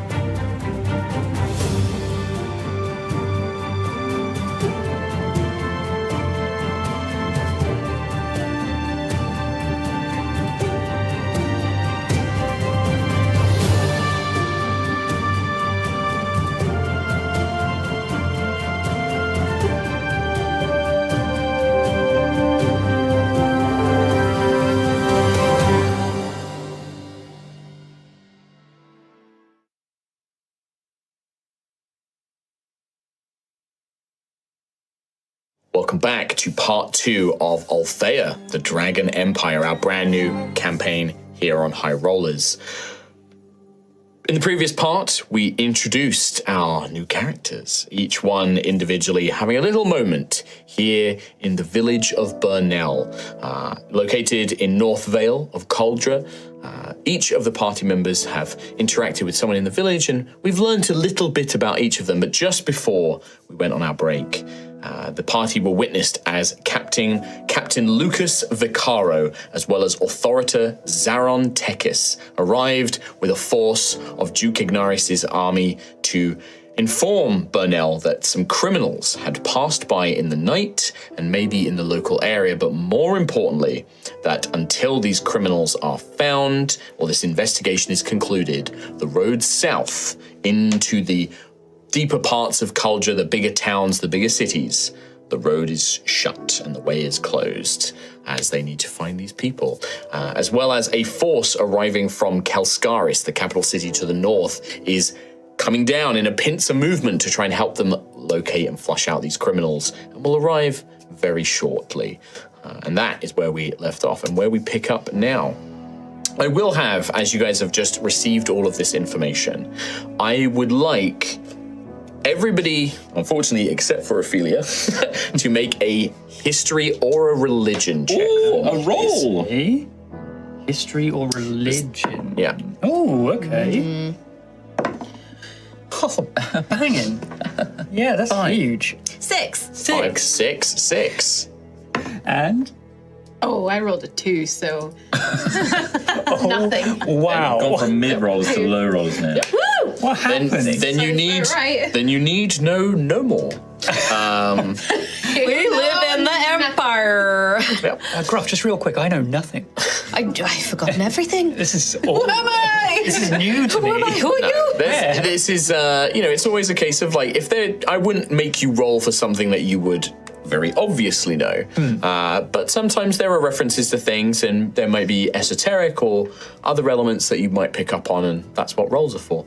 But yeah, you guys are stood in the market square.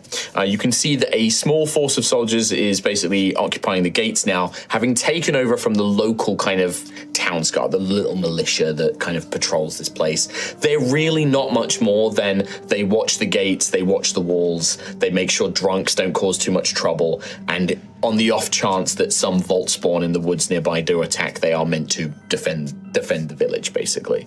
But in this case, that has now been completely taken over by Captain Vicaro's men and women of the Duke Ignaris's 2nd Talon Battalion. They have begun to take over this whole thing and also begin to ask questions. You can see soldiers moving up, asking townspeople questions, and asking them, taking down details and things like that. But the captain himself, as well as his companion Authorita Tekis, this orc with the glowing scar that runs down his neck and down into below his jerkin, his black leather jerkin, have begun approaching your unusual group. What do you guys do at this point? What's the vibes? What are we thinking? How's people reacting? What's going on? Griffith has no fear. I think genuinely, he has a respect for law and authority, and he knows he's not a criminal, so, he knows. Standing ready. Yeah, he's ready. He's ready and eager to help them with their duty, and also to watch how they do it, because it's interesting to him. Sure, absolutely.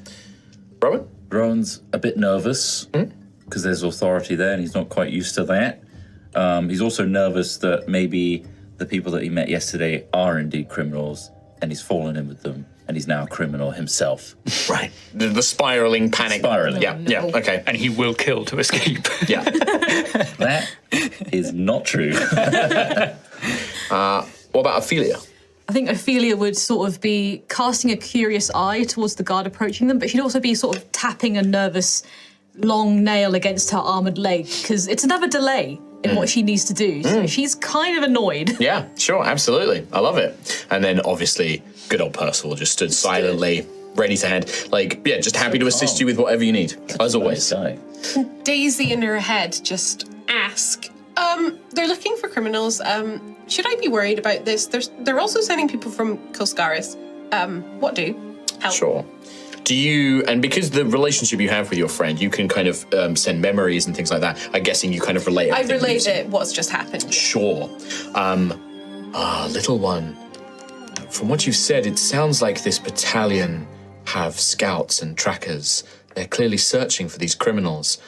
But there was something that one mentioned, this Sister Inquisitor, this ecliptic order. We've heard of them before, just in passing, but I've heard that they do not take kindly on those who have association with otherworldly beings. We do not want to be here when the Sister Inquisitor arrives, I think. That's what I thought. That's kind of what I was thinking. But these guys are okay just now, so if we can get out of this before she gets here, we should be okay. How quickly do you think she'll know? I suspect she will know quickly. They likely have methods, but Just also out loud? No. Okay. So it can be done inside. Well, that's a good point. Yeah, for Daisy, is Daisy muttering this, or is this No, telepathic? she's 100%. She's really focused, so she's probably just. To you, it looks like she's just zoned out completely right now. I'm probably going to be like, hey, hey, She just holds up a finger. are you a criminal? The last thing that your friend will probably say to you is, "Little one, I know your tendency, but these look like skilled trackers. I think it would be difficult for us to sneak past them. Maybe quicker to work with them, find a way to... If we can fight, maybe we can find these criminals before this Inquisitor arrives, and then we can leave. But it may be dangerous to try and sneak past them. Possible. I think you are capable of it, but there is risk. Be aware." Then I'll come back and go, huh? Are you a criminal? No! No. Just worried. About the others. I don't know. I have no idea. But that one still kind of scares me, and she'll just step away from Ophelia a little I was going to say, you are all stood together. You can hear each other speak. Gruffith is no criminal. Good. Gruffith is nothing but truth and justice in his heart. I think Xanthias. if I've still got these golden swirls in my... They're dying down. They've passed I by think- this point. You'd almost see, if you're looking at me now, you'd almost see me kind of try and shake my head a little bit to try and clear. Not so obvious. It's like, Like a L'Oreal advert. yeah. With his He does have his beautiful Skywalker Anakin hair. Skywalker hair, yeah. almost Oh come, no, he's hot. I come back to the world. Travel prohibited. Being prohibited is not ideal. Did we see anyone yesterday in the tavern that could have been these criminals they're looking for? We have no description. We can ask them, and then we can help so that we can get out of here. Oh, they're coming anyway. Okay. So I was going to say, as you kind of finish that up, you hear the armored boots of the captain and the very stealthy figure of the authority approach. Good day, citizens. The captain kind of addresses you. I hope that you heard my announcement, but if you did not, let me introduce myself. I am Captain Lucas Vicaro, and he bows, a military bow. We are looking for these criminals that have passed through this area. We are hoping that perhaps we could speak with you for a moment of your time, ask if you have seen anything, and just ask about your business here in the village if you do not mind as well. Any way that I could aid you, it would be my honor. Thank you very much. What was your, your name, sir? I am Gruffith of Tomorrow Cove. Very good. And yourself, sir? I'm Rowan. It's a real pleasure to meet you. Thank you. Just Rowan. Just Rowan, yes. See. Where do you hail from? Azar. I have no need to ask you, sir. You are not dressed for the weather here. I think you are dressed for a different climate. It is rather hot here, yes. I suppose it's just the way you're dressed as well. Like I think you look like you're from Ice Heart, whereas like Rowan is more sort of dressed a bit more Summery, naturally. yeah. The the captain's eyes glance on Ophelia, and then he sort of like rotates around, kind of like taking in these three. His eyes just narrow. He will, just also because I don't want to always do this side of the table and then this side of the table, but he will kind of look over. His eyes linger on you, Xanthias.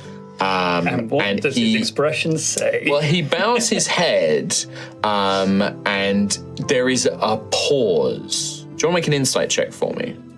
11. 11.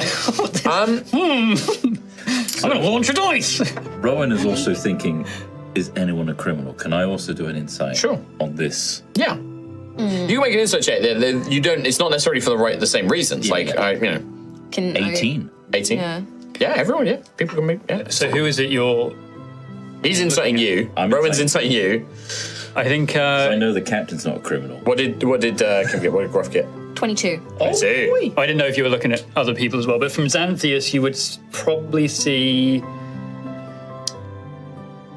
Not... with, I guess, your judgment on this, but with a roll that good, I suppose, there is a nervousness and a worry. But since he has now spoken to the group, this captain, I think Xanthias has eased a little bit more. Nice.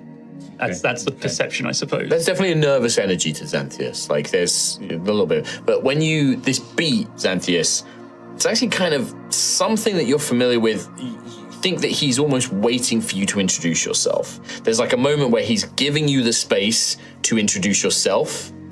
Oh, my apologies. Xanthias, Oregon, what would you like to know from each of us? As you kind of take that moment to very formally introduce yourself, and especially since you gave your second name, he actually bows his head a bit deeper. My Lord Oregon, you said, of House Oregon. Yes. Yes. He nods his head, and then he looks around. He sees you, Daisy, almost kind of glancing over you, almost like, oh, there's just this kind of like little village girl here. I'm not that interested. Because you do look like you are a Cauldron citizen. You look like a villager. Yeah, you look like a villager. So he kind of like glances over you, definitely turns back to Ophelia. Please, who am I speaking? Who do I have the pleasure of addressing? Sister Ophelia de la Rosa of the House of Blood. And what is this interruption? It's just the confidence every time she says it. House of Blood. Blood. The captain almost doesn't really know how to respond.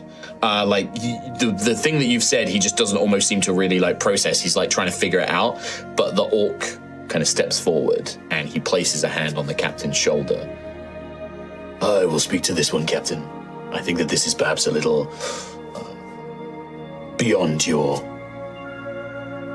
training.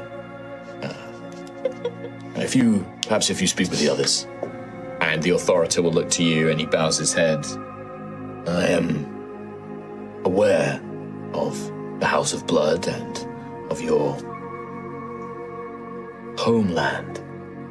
Oh, good. Perhaps, he looks towards Percival. I rolled a natural 20, by the way. What? The first of the show. On a check to see how much he knew about the House of Blood. And he looks towards Percival, and he kind of looks towards you, and you can see that he knows. There's just a look in his eyes. He knows. And he looks to you and says, "May I ask, sister, on what business are you here in our land?" Diplomacy?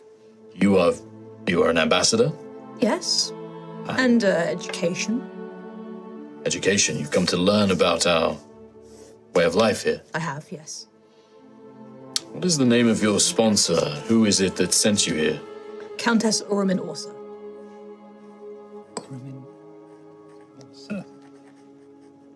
He bows his head. Must apologize. It is not a name I'm familiar with, but I know of a little of the structure. He writes it down. She's of a high rank. Yeah, he takes out a thing. He writes it down. Checks will be made, but I apologize for interrupting your business here in the Empire, but this is a grave matter.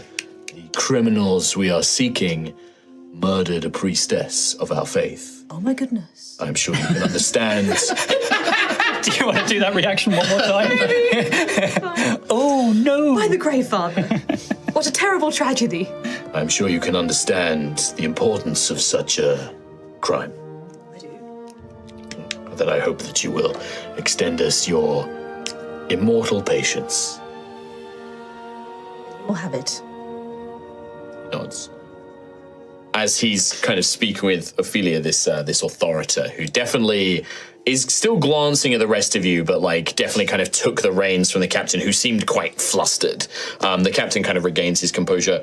And you, my dear, sorry, I did not catch your name. Daisy Thistleheart, sir. And you are, I know a fellow cauldron when I see one. Are you from Burnell? Goodvine. You're from Goodvine, Daisy of Goodvine. You see, he doesn't note that, he doesn't write things down, but the authorita, as he's speaking, is writing everything down. Like, you can see him scribbling names in this almost jagged shorthand. Like, when you say names like Xanthius Oregon, it's like 4 strokes of whatever he's writing, but that seems to be enough for him to know what that means. Almost like he's writing in some secret language, or it's almost like there's a slight touch of magic to whatever he's doing, as he's kind of jotting things down. But the captain will turn around and say, well, as I mentioned, we are looking for these criminals, 3 criminals in particular. They escaped from, I must admit, they escaped from my men's custody, and so I have been charged with tracking them down. They fled to the north. And I am very confident, despite what the marshal of this village says, that they passed by, and I believe that they entered this village. We are searching for them. Do you have a description of these people? I do, indeed. In fact, and he'll say, Authorita, may I forgive me for the interruption. Sister Ophelia, was it? Yes, it was. Thank you. Forgive me. If I may borrow the Authorita, he has more of the details. Of course. Yes, and the Authorita nods. He flips through a few books, and you can see it's this leather-bound, like, black journal, stamped with just this eye symbol, basically. And he flips through a couple of back pages. It'd be an eye and a hammer. So it's like a kind of eye on, like, the head of a hammer, basically. I want that as a notebook. I want that. He flips back through a few pages, and he says, yes. The 3 we are looking for is a trio. One is a male dwarf, approximately in his sort of young, middling years, a little younger, grayish-brown hair. His name is Beric Brassfist. Beric Brassfist. And he gives you a rough description of this dwarf, height and weight and things like that. But he basically describes him as having, like a kind of grey and brown hair, shortly cut on the top of his head, a beard braided and entwined, with brass-like patterns of like jagged lines up his neck and around his face, basically. So he kind of has them like encroaching around his face. And you would know these to be like the dwarf growths, like the metal skin, basically, that they have. He then says, accompanying him was a human woman, a cauldron, early 20s, short, dark hair, shaved on one side, but the rest is kept close to her cheek. Her name is Regina Violate, a duelist, a bravo. Slender, tall, gives you, again, rough height, rough description, kind of thing like that. And then finally, a figure called Yurgo the Eel, a disgraced kobold runaway from Urdas Kier, a thief and a lockbreaker. Black scales, short, no more than perhaps 3 feet tall. I think as he's describing the dwarf and the woman, that's almost like looking around the crowd. It's almost like, oh yeah, that could be someone standing amongst this crowd now, and then a kobold. Yes, but the Definitely kobold don't is see any kobolds. no, but they are known for this particular criminal. I'm switching the voices. This particular criminal is well trained at stealth and hiding. It may be that the other 2 have passed through. They may pass in plain sight. The other one may be hidden in shadows or hidden somewhere. But yeah, you're right. Dwarves and humans, very, very common all throughout the Empire. Basically, most of the places in the Empire, whether it's a village or a town or a city, they're very multicultural. Like, ancestries are mixed. You don't have, like, dwarf city, human city, halfling town. It's everybody lives everywhere. So a human and a dwarf literally could be describing so many. Like, they would definitely blend in. The haircuts may be a little bit interesting, but definitely kind of generic. How do you suppose to gain access to the city, or the village, sorry? Are you asking me my suspicions on that? Well, they would have had to pass by the guards. We had some trouble ourselves just last night. You see the captain kind of rolls his eyes. Forgive me, Lord Oregon. I do not believe the marshal of this village runs a particularly disciplined local guard. They panicked at the first sight of us and opened the gate. I could have been an imposter for all they knew. They seemed to be... I raised my hand. Yes? They didn't want to let one of us in last night. So I think they're being quite thorough, actually. They let me in because I'm from Caldra and I look like I am, but they didn't want to let other people in. Just saying. Keen to refuse me entry. On what grounds? Appearance alone.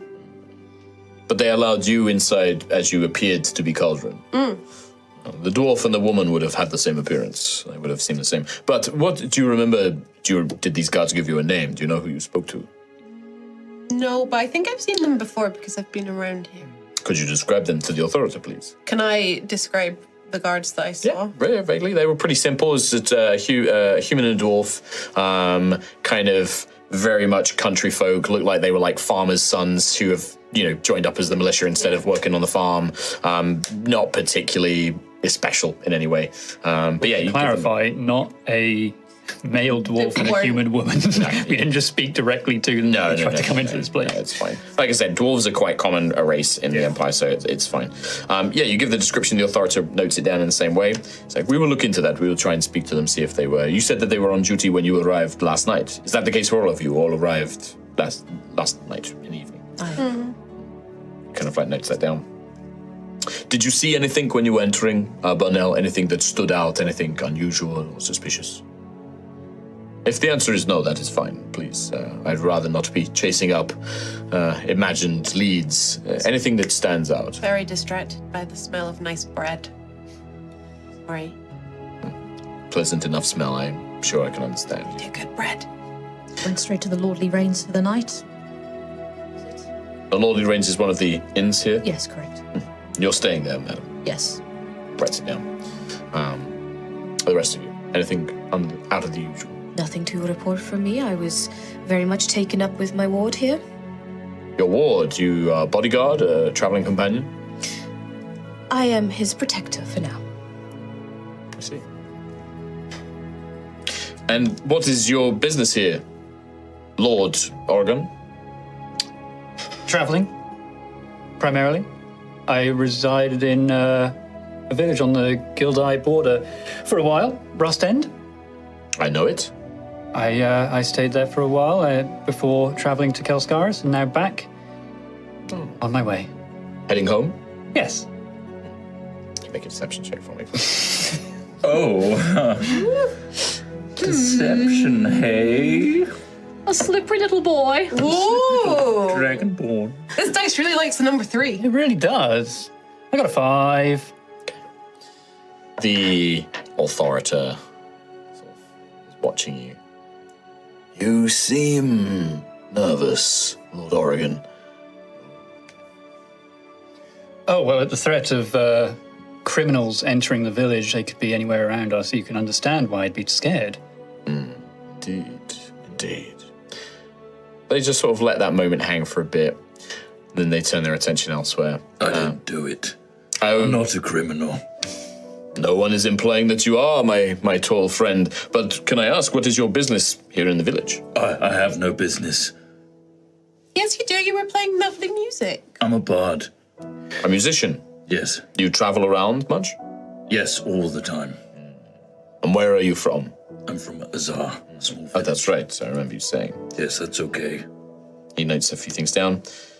Well, we will likely come by and ask more questions as our investigation and search continues. But like I said, you are all staying in the inns here. Yes? You are travelers. You are not residents of the village.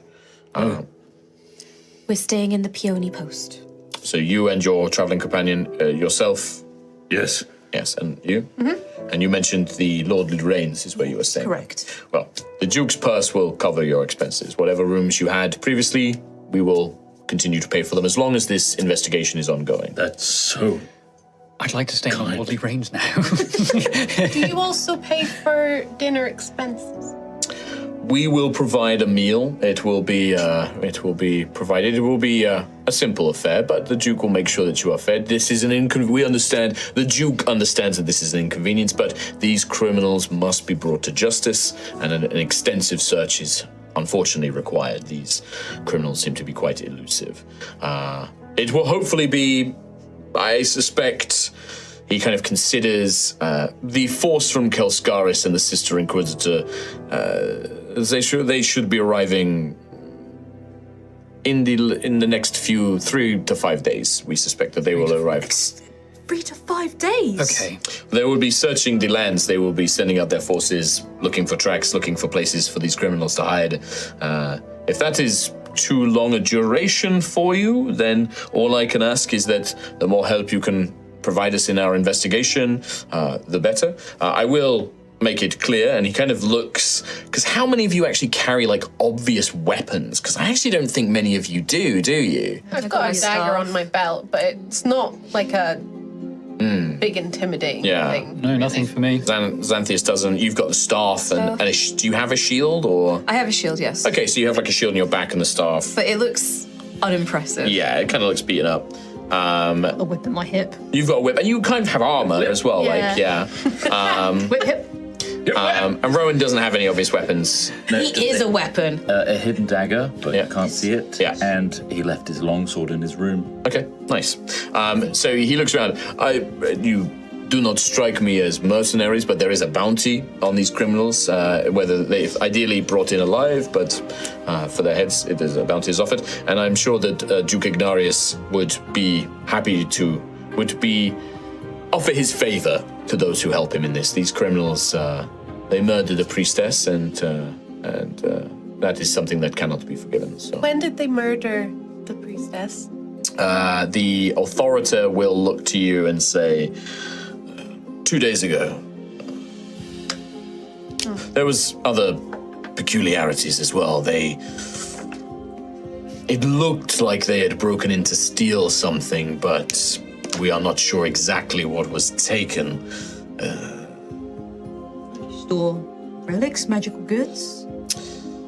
We found within the shrine of Misara, one of our saints. He says to you, because he knows that you wouldn't know who the religion are, he knows that you guys would know who Saint Misara is. For your benefit, by the way, Saint Misara is a saint of creation, the forge, craftsmanship, and things like that. Working of metals and stuff like that. You guys, that's all very familiar to the citizens of the Empire, but for Ophelia, you would know who that is. He says, one of our divine saints, this shrine, they broke into it. We found the priestess had been murdered, and a hidden alcove in the chamber had been opened. Oh. But there is no record of anything being stored there, and none of the other novices and acolytes knew about it. They did not seem to know it was there. We questioned the criminals. They said nothing. We took their belongings. We found nothing really out of the ordinary. He kind of thinks for a minute and then just, carries on. Nothing out of the ordinary. We suspect, or I suspect, that they were hoping to find something that may not have been there, killed the priestess trying to gain information, and then in their fumbled attempt to flee, we captured them. It is the nature of their escape which is quite perplexing, for they had been in custody. They were being transported to the prison near Pharos, to Deep Glimmer Prison in the mountains. But during the transport, their shackles were broken somehow, and they escaped fleeing. We will help. We will? Yes. All of us? Yes. Yes, I think we should. I would love to help. I'm not going to press you all to help, but I would love to help the Duke. It would be a great honor to carry out justice. Your support, citizens, is very appreciated, and obviously, if you do, as I mentioned, there is a bounty. If you are, I do not know how much skill and experience you have with fighting, but these criminals are. Be cautious. They're dangerous. They've murdered a woman, and they've been engaged in criminal activity. So do be careful if you pursue them. But any assistance you can provide in finding them, learning more about their movements, why they came here to Burnell, how they got in, where they've gone, any of that information would be very useful. I should make it clear that should you come to us with information and then we go out and find them, there would be no bounty available. That would be my honor to capture them as criminals. But if you yourself were to bring the criminals in, then the bounty would be yours and the Duke's favor along with it. This is unfortunately the way that in these out-of-the-way places, far from the towns and cities, we are often reliant on individuals who seek bounties, mercenaries, bounty hunters, and the like.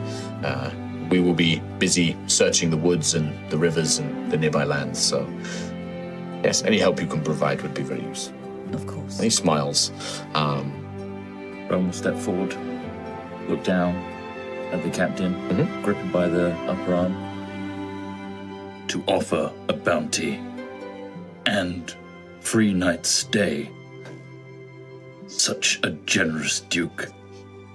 He nods. He's like, my Duke Ignarius, my Lord Duke is a very generous dragon, and I am very proud to serve him loyally. And he nods in your direction. I will do everything I can. Thank you. And he pats you on the shoulder, on the arm, just thank you, my good friend, my good man. That is very kind of Thank. Nice, and he kind of looks around. He definitely, I think the captain, kind of does catch your eye, Gruff, because there is something knightly about him. You don't know if he is a knight, but he has that kind of demeanor. He doesn't have the emblems and the heraldry that you've heard of, but he definitely has that kind of manner and things like that to you. So he definitely catches your eye. And you think that, he lingers on you for a moment, sort of some of the things you've said, probably looking at, your shield and your staff, looking at you, Ophelia, with your armor and your whip, and the others, he's like, okay, well, they don't seem to be particularly armed, but he looks at the two of you and says, yes, just be careful if you go after these individuals. As I said, they are dangerous criminals. If there is anything else you wish to know, myself and the authority will be nearby. We will be speaking with people, investigating matters.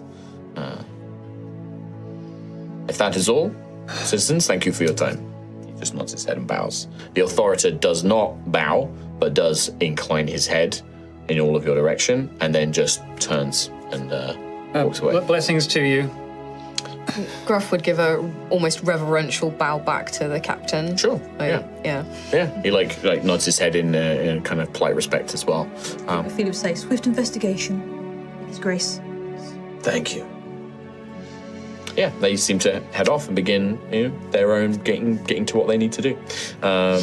But you can see that the south gate, the one that leads to the south road and the Imperial Highway into the other cities, there's 5 guards just stood there watching it. You can see, if you were to look out beyond the walls, look past them, you would see little pockets of 1 or 2. Some of them have got drakes. You can see these kind of hunting drakes, these smaller dog-sized lizards.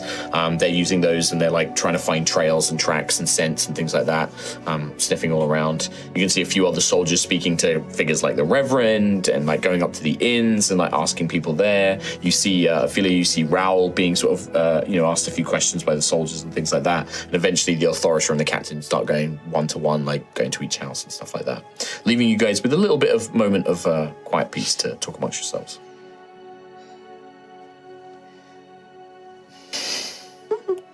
So, are we investigating this now?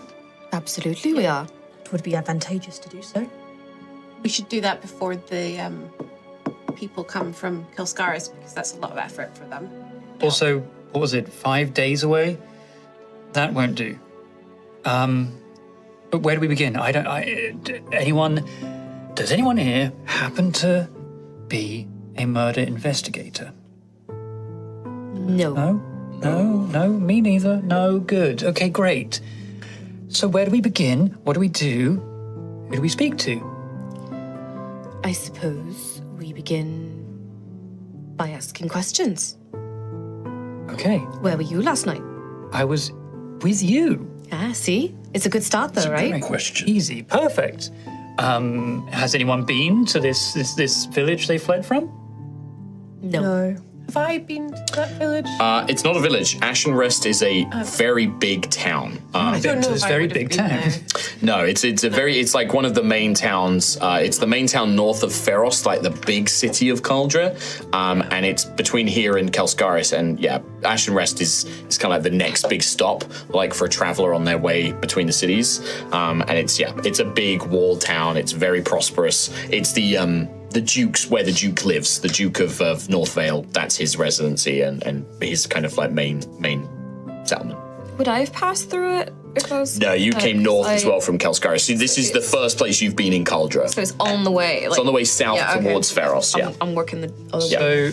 So going from that town to north, they would have to pass through Burnell, or could they have gone? They could have gone into like the Rust Whale Woods and the mountains, the Blade of the Empress Mountains, which is it's on the eastern side of the valley, whereas Burnell is a little bit more to the west near the Obsidian Mountains.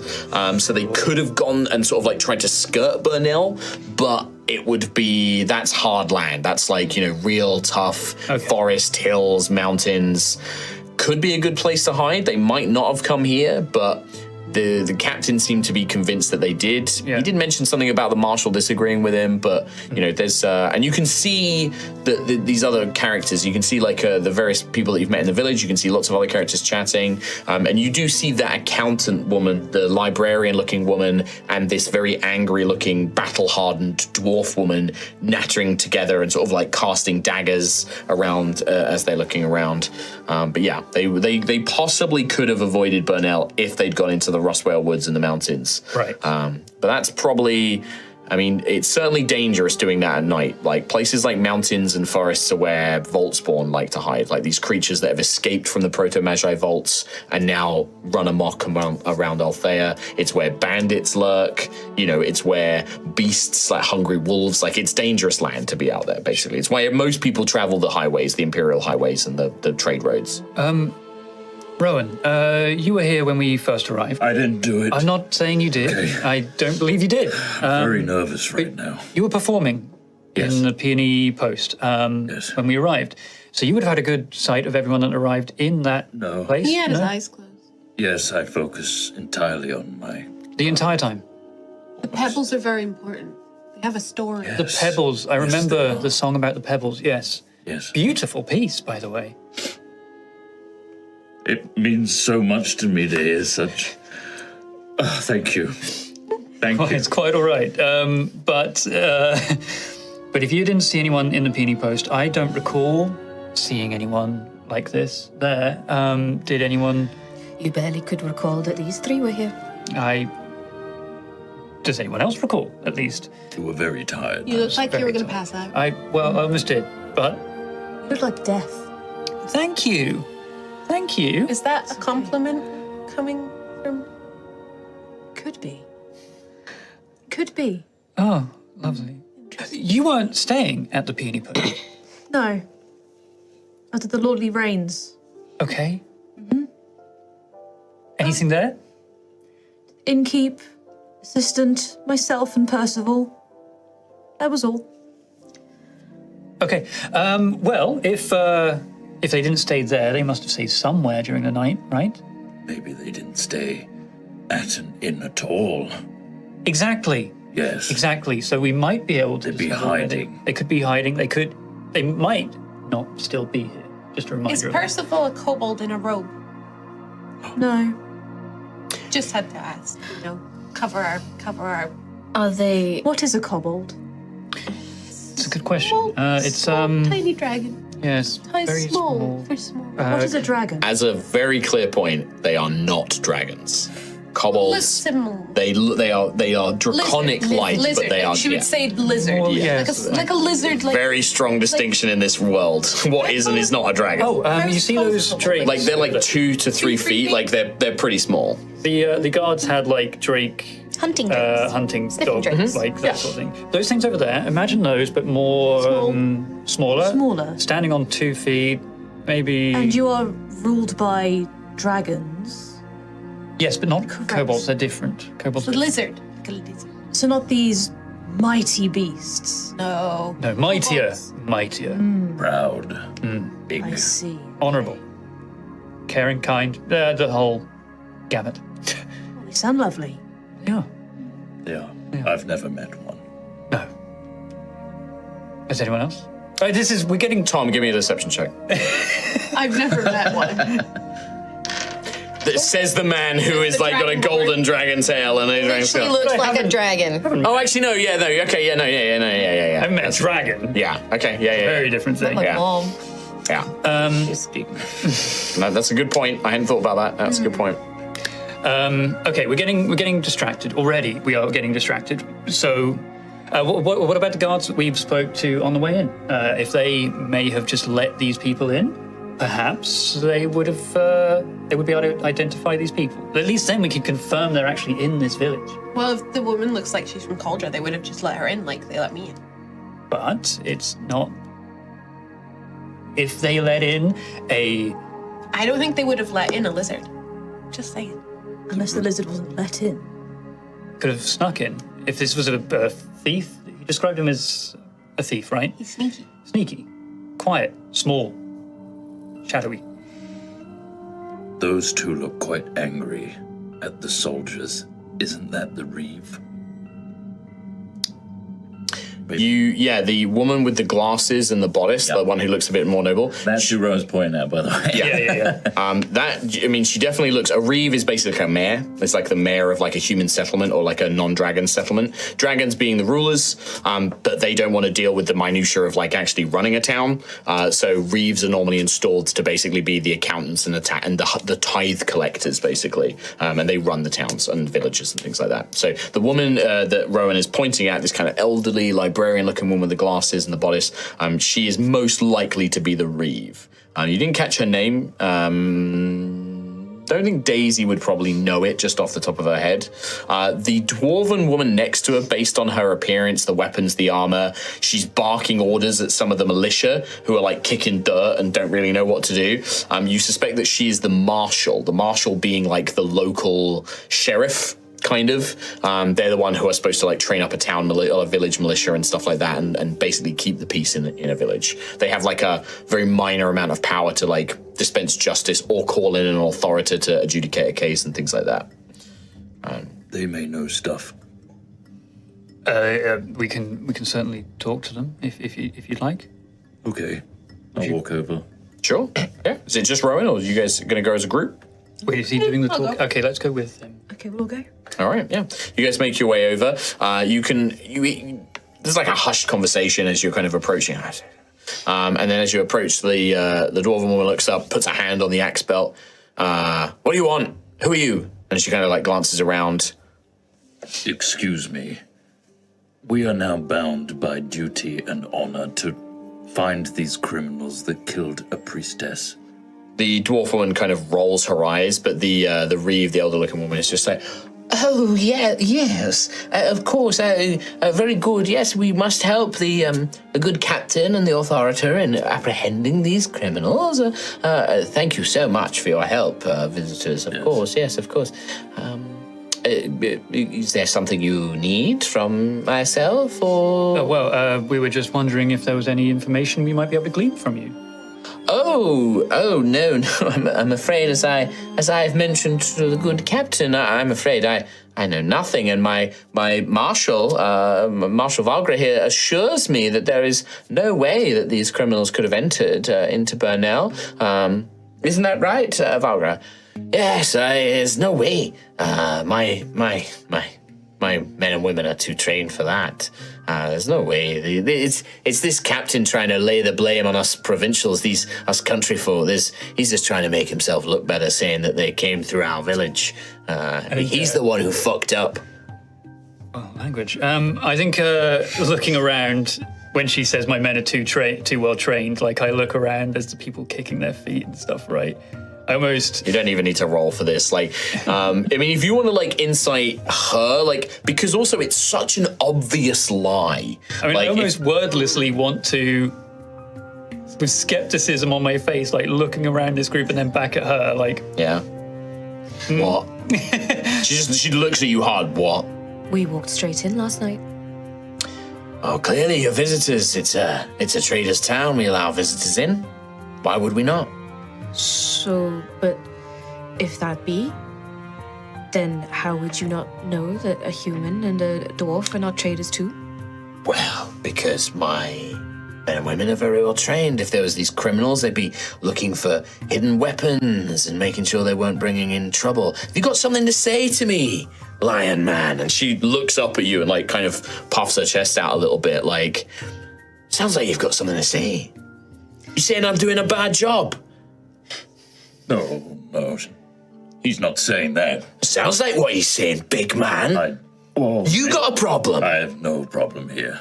Good. What if it's I'm behind Rowan at the moment. I poke my head around and go, what if it's a really small lizard that got in because they're really small and you didn't see them?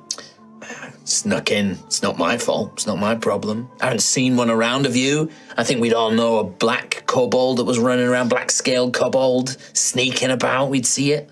You'd see it if you were, well, looking for it. black-scaled cobble. We've been looking for it, yeah.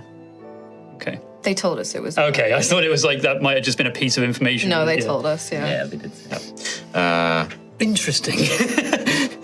yeah, just sort of says like, We're looking. It's- like I said, we're duty-bound as well to help the captain in this investigation, even if he has fucked up.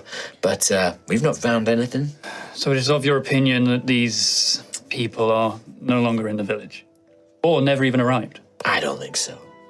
I mean, look, you're free to go and inspect the walls and talk to people if you want, if you're looking for that bounty maybe. And she kind of like looks around, trying to gauge your reaction to that when she says like, are you looking for the bounty? Rowan's nodding. Okay, Rowan's just actively like nodding his head. What about Gruff? What's like Gruff's thinking? I think Gruff is, his body language has definitely changed to a more aggressive, like he's unfurled, he's standing wide, he's gripping his staff. He does not like what this person is saying. He thinks, shoddy, failure of duty. Yeah.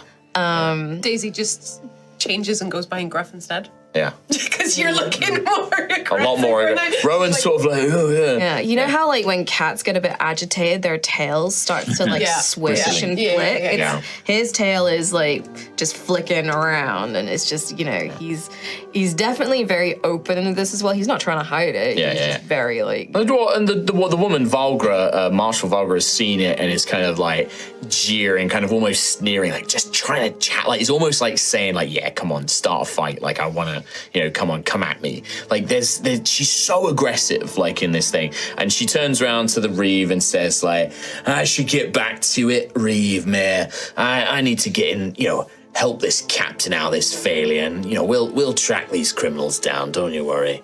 And she kind of like, and the Reeve is just like, oh, yes, Marshal, if you say so, of course. We must find them as quickly as possible, you know, ensure that there is no problems, that they don't endanger our citizens. Absolutely. The Duke's business here in the village, you know, this is meant to be a prosperous place. He wants this to be the next star on the map. We can't have this. No. And she sort of begins opening her books and like consulting things and things like that. Totally becomes distracted and like, you know, wanders off almost. The dwarf looks around you. Good day, citizens. And then just swaggers off. That went well. I think we should look at the walls. The walls. You all see, by the way, like Gruff just like not moving. That woman is a disgrace to her uniform.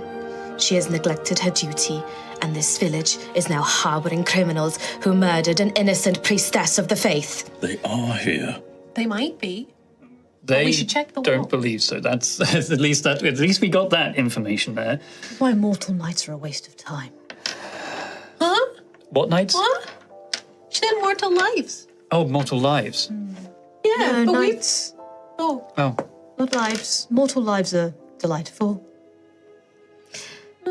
You have knights where you're from. Yes, we do. Knights and soldiers. What are their oaths? What are their duties? Serve the Grave Father. That is all. Are they noble?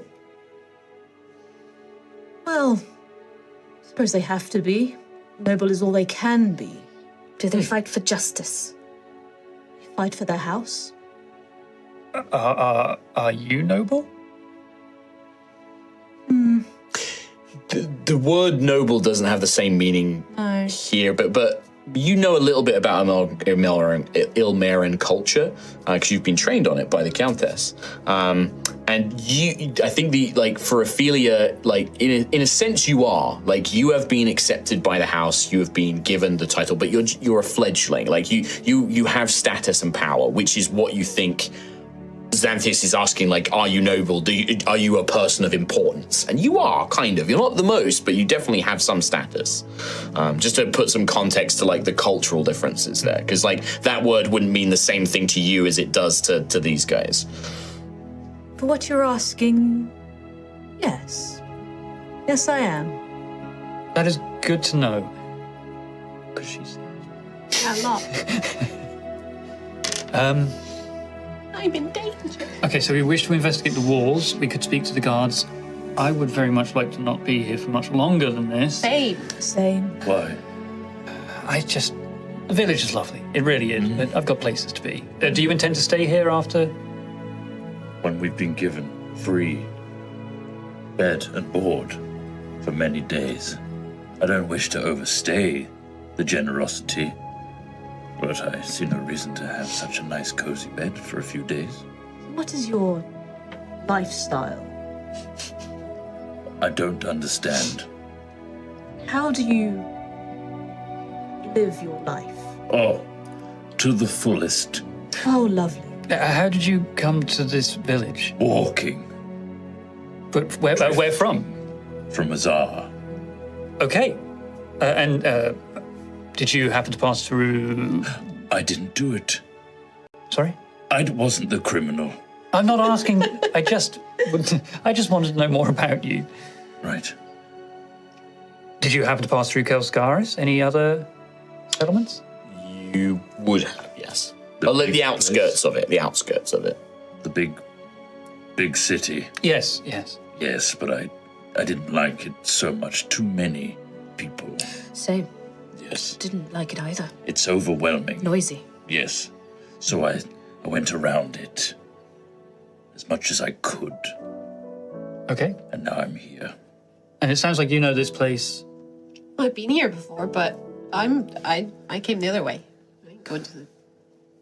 But if these criminals were to have come to this village, they wouldn't have gone elsewhere. Do you happen to know of places they could hide? Anywhere they might have stayed, if not in any of the inns, because we didn't see them. I mean, you can make a nature check for me, Daisy.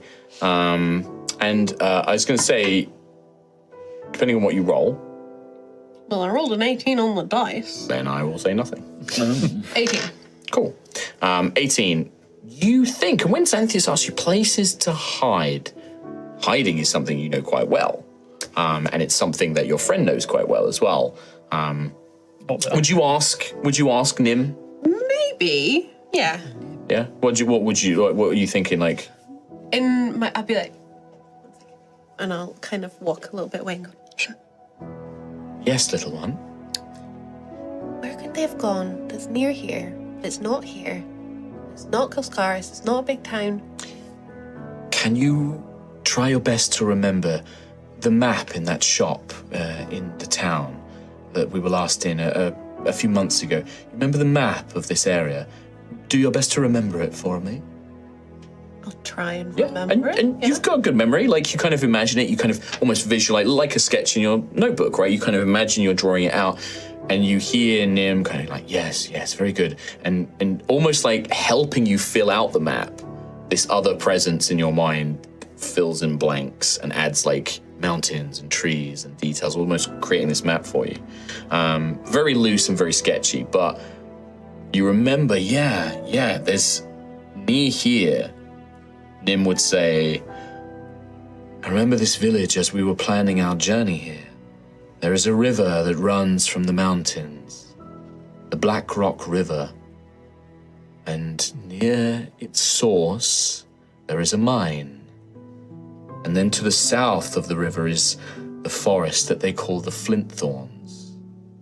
Perhaps these, if it were I and my legion, I would have found a place in the woods or the mountains to hide away until an enemy had passed, until our foes had depleted their resources searching for us, find somewhere that we could stay hidden. Helpful. I'll scribble it down in my book. Just She just walked off. make some scribbles and then come back. Yeah. Sorry. I think maybe there's a river there nearby. You don't know where. There's a river and it Look goes around. into the mountains and there's a mine and then also there's forest. So either of those places are nearby but not in a town and you could hide there. Oh.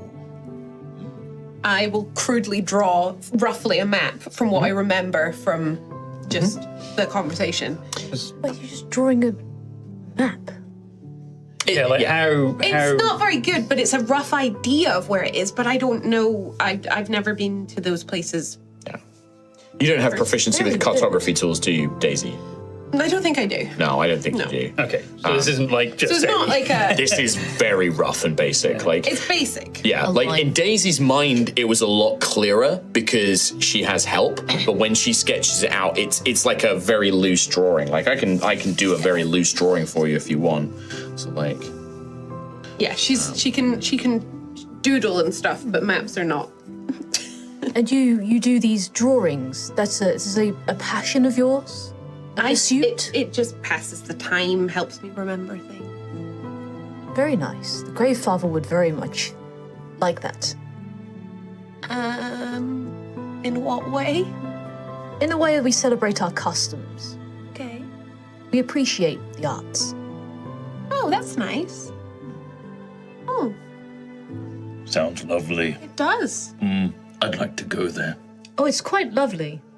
And where is it that you hailed from? Azar. Azar. What's an Azar? It's cold. Cold. Up north, at least. There's storms. Is it as cold as Ice Heart? I don't know. Both from the north. That one Sounds sounds colder. very cold. What's Ice Heart like? It is the furthest of the northern coast. Surrounded by icy mountains, icy rivers, icy seas. There's a lot of ice there. This is the warmest I've ever been. It's a bit strange for me. Yeah, the air here is thick. I'm used to the chill. Yeah. Well, Could I try and... I guess I want to look in the direction of the river. And can I go to the wall at like that part of the... yeah, well, the closest point. So the town isn't right on the river. No, it's kind of but, like like, nearby, but you can go to like roughly where where. I think that Sure. you could pass to the forest. Yeah, easily because you've actually already been there. It's right by that cottage with the orange tree, like where you were this morning. That's like right near. That's probably the closest part of the city to the river, and that's where you were this morning. Okay. Oh, this is where I got the oranges from. right. They're nice. I got permission. They gave me permission. That's good. Did you see any criminals? No, but then I'm I not was very drawing. good at this. I definitely didn't see lizard. Okay. I So where should we was go the now? woman I saw this morning. She was just a regular woman, or did Do she? you recall her? She was broad-shouldered, very athletic build. She had like a big burlap sack on her shoulders. And she headed towards the north gate of the city, so it would have led to the north, and that's what you remember. Her name was Marion. Anything else is whatever you remember. Did she have? I wasn't writing notes at that point. Did she have dark hair? Not in the manner that the authority described. No, she was like a brown, kind of longer hair, but she definitely had like a broad build, like definitely a physical work, kind of like a athletic body kind of thing. Well, Gruff, this seems, based on what you've told me about oaths and justice and that sort of thing, this seems exactly like your thing. I think thing is the right word. But is there... what would you do? Pretend you're you. Okay, I'm pretending I'm me. Now, what would Gruff do in this situation? Uphold the principles of virtue, righteousness, and justice. Okay, we can do that throughout.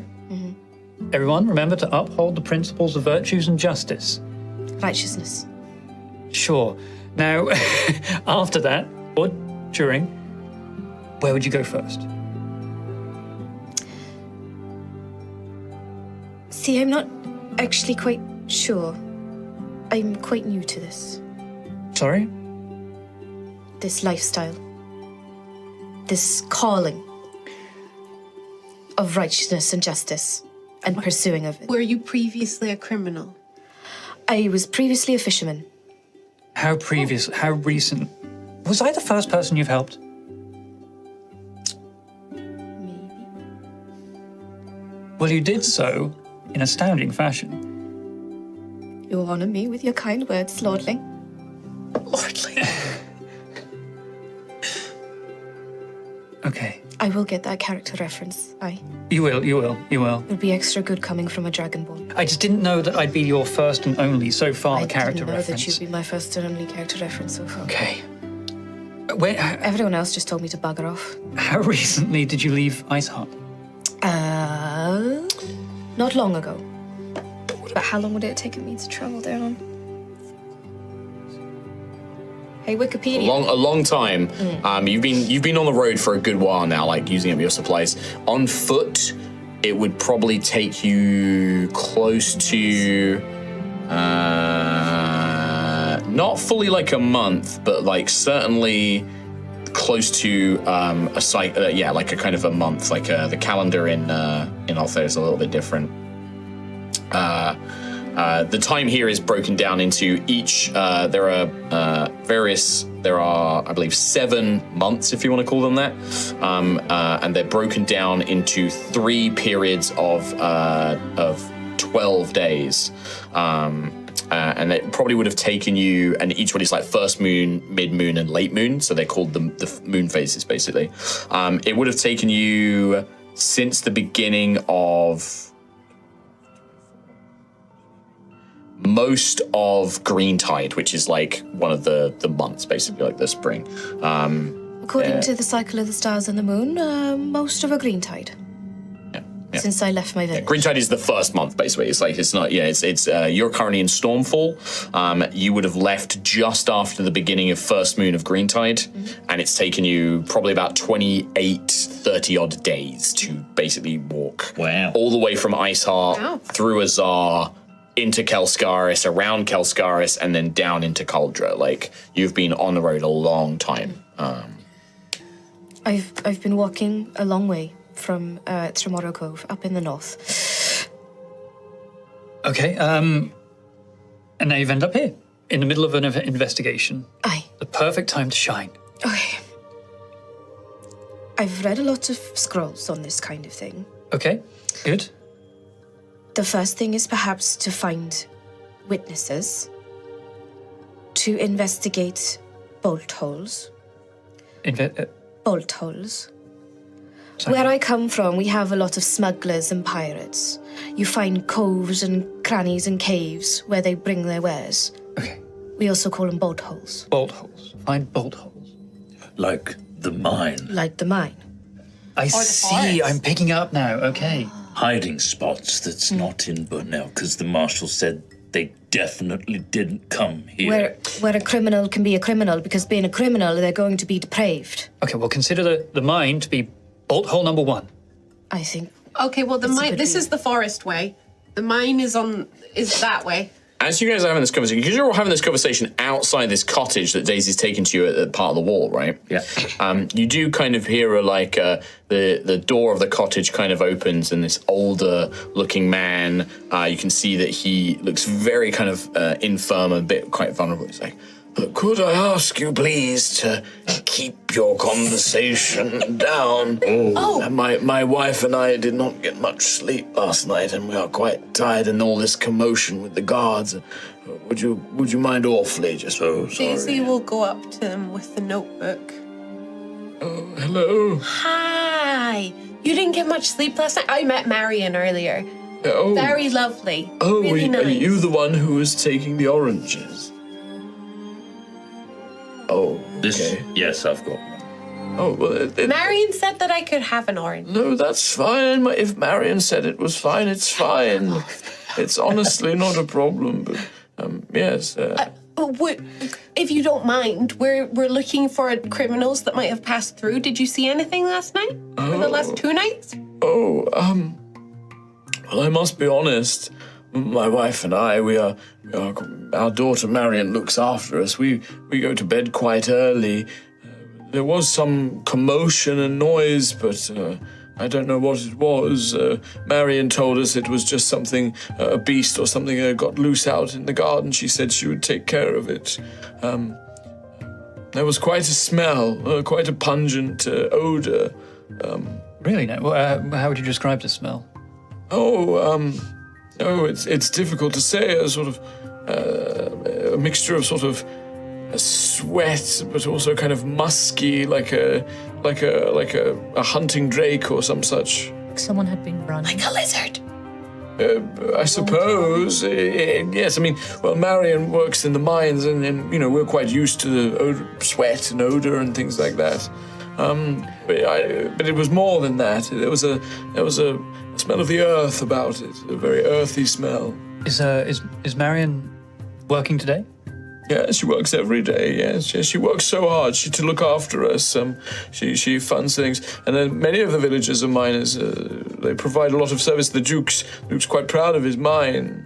You see, she's the foreman. We're very proud of her. Is she? Yes. You should be. Thank you, travelers. Thank you. Bolt hole 1. What? Well, we were thinking of potentially, to pass the time, we've got some time while the gates are locked down now, of maybe working a little bit in the mines. Does your foreman daughter, does she happen to give a map of the mines?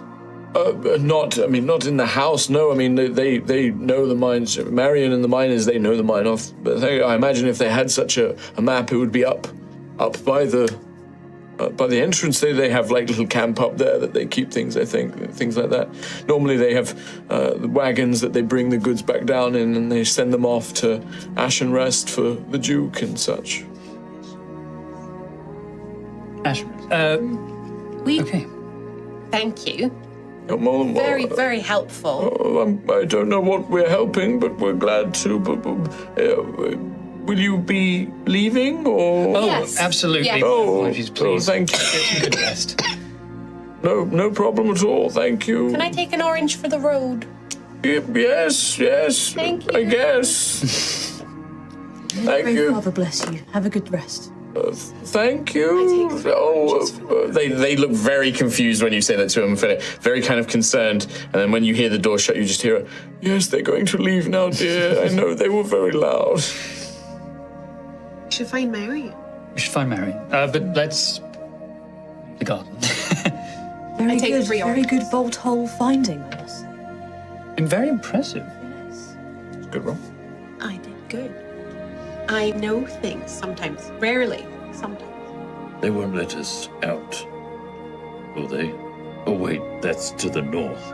Well, maybe we can find someone who knows people in the mines or can contact people in the mines. Or guards, if we say that we're helping. Maybe they'll let us. Okay. Do I need my sword? Possibly. If you have a sword, I hope this doesn't come to a fight, of course. A fight? That's what you'd need the sword I for. thought it'd be for cutting trees out and bushes out of the way. If that's how you want to use it, then yes, please. I'll go get my sword. Thank you. Go get that. I'll go get my sword. Sure. Yeah, you make your way back. You were staying at the Peony Post, so Rowan makes his way back, like, to there. What's everyone else doing while Rowan does that? I'm going to go and talk to her name, I forget it. Marion. No, Adriana? that one, Adriana. The innkeeper. Yes. While you get your sword, I'll just. You want to speak to him? Okay. So Daisy and Rowan are going to head back to the Peony Post. Anybody else? Well, on the... If there was a noise outside, that means they did get into the village, so I almost want to... perhaps we should speak to the guards. They clearly must have noticed someone coming in, or they snuck over the walls. But someone entered this village. That is now almost confirmed. I do not have a lot of faith in the guards of this village. Fair. Sure, I think they are somewhat neglectful in their duties. absolutely. But we can use that neglect to have them basically confirm it, that they have in fact been in this village. But if they neglected their duties, how would they have seen anything? They might remember us. They might remember the people that came in. Possibly? I don't know. I'm not good at this. If I was a criminal, I wouldn't come in through the front gate. Then we could investigate the walls. Would you like to investigate the walls? Would you like to come with us? Oh, of course, that would be nice. I'll have Percival have a look at the walls. Very perceptive? Percival? Can be. I don't want to do it. You don't want to look. Well, no, it's work. It's Just just Percival. Percival? Work is Percival's job. Percival, come with us. I will come with you, but Okay. I will observe. As a point of learning. That's perceiving, but absolutely. Please come along with us. perceiving is the same as looking, though. And observing. No, because I don't want to You just be closer. try to look. If you're looking at the wall, but you're looking at us looking at the wall. Look, Ophelia, if we get to the bottom of this, then we can leave this village sooner. If I get the impression that that is also what you would like as well. So we would very much welcome your help, but if you would like us to just rely on Percival, we can rely on Fine, Percival. I'll help. Fine. Thank you. Thank you. Scion's blessings to you for helping us on that Pray one. Father's blessing to you, Dragonborn. Is that a good thing? I don't know if it is yet. Good. So we have Gruff, Xanthias, and Ophelia are going to go out and examine the walls. We'll perceive, the we'll observe. guards, Different roles. Different roles. as long as you are not leaving to the south and you are not trying to head south, Yeah. the guards aren't going to stop you. They will probably escort you as you're sort of like close to the village, and like they want to see where you're going. They probably will ask you where you're going. One of them will run off and probably send word to the authority and the captain. Are these the same guards we saw last night, or is it? No, because these. So all of the guards, like the local guards, the militia under Marshal Valgra, they are basically not working. They're not on duty right now. They've been usurped. The Captain Vicaro's Incredible. men and women, the actual Duke's army, this like looks like a scout battalion or maybe like a kind of skirmish battalion. They are now basically in charge. Full rank. Goddamn Goddamn FBI have taken over the investigation again. Yeah, but they're also Take it from here. Not anymore, you're not. yeah. But I would say that like there is a very noticeable difference. When you see these other soldiers, the soldiers in the grey and orange with the Duke symbol on them and stuff, the proper soldiers, they are not investigators either. They are basically like holding the gate. They're making sure people don't go around where they're not supposed to. They're more like army soldiers. There seems to be a couple of them who are trackers. They seem to be examining the areas around the village, searching the village itself. They've got these kind of like hunting lizards and things like that, these hunting drakes. But the actual soldiers on the gate are just like military soldiers. Mainly things like control. Yeah, halberds, chainmail, shields and that where they need them, but mostly kind of like working guards. They'll stop you and just be like, forgive us, citizens, can we ask where you're heading out the North Gate? Can we ask where you're heading? Are we all going? No, this is just the three of them. So Rowan and Daisy, I'll come back to you guys in a minute. We're going to the northern wall. We were just investigating the wall, I suppose. So you're not actually leaving, I guess. Well, or are you going I outside think we're going- to look at it from the outside? We wish to walk the perimeter of the village. If you're assisting with the investigation, absolutely. We'll let the authority and captain know what you're doing. We'll have one of us just escort you around. If you're just examining the perimeter, we'll have one of us examine with you. Absolutely. Of course. And the looker, to the looking and the looker. You'll help us observe? Yeah. I mean, So we've got an observer, a watcher, and a looker. if you think that something's fine, that is the person who is offering themselves. I'm just imagining a guard watching Ophelia, who's watching us, who's watching the wall. He's watching Percival, who's watching the wall. The chain of it. No, the guard does the guard is gonna help. They are a. Pleasure to meet you, sir. Yeah, thank you. Definitely not going to get you killed in like 5 minutes. And what's your name? They are. My name's Cade. He's like a young man. He actually looks a bit like there's a little touch of elven blood, like kind of half elf. Very well dressed soldier, halberd, and he's like, yeah, my name's Cade. I will come with you. He is First time in Burnell? The village of Burnell? Yes, no, I'm normally stationed in Ashen Rest. He's a private in the Duke's army, but he's fairly well funded. And normally, and you guys would know this as well, when the tithing, which is like the taxation of the dragons, comes around, you have a choice. You can either provide like money, goods, or also to support a family, somebody can offer military service, and that's when you join the army and you basically cover your family's tithe by serving in the army. And he'll say, no, my family's from Ashen Rest. And I signed up. You signed up to the Duke's army. So I will admit I'm not a tracker or anything like that. I'll help you where I can. But yeah, this is my sort of first time doing this. I don't really know what I'm doing. I'm mainly here to guard the gate. Us too. No, we're travellers too. We haven't been in Burnell long. But if we find something, wonderful. It will be my job to go and inform the captain and the authority, anything you find and things like that, and just let them know what you're doing. Much appreciated. Yes, of course, yeah. Just Cade. Just Cade, yes. Recruit Cade. Not a knight, I'm afraid, my lord.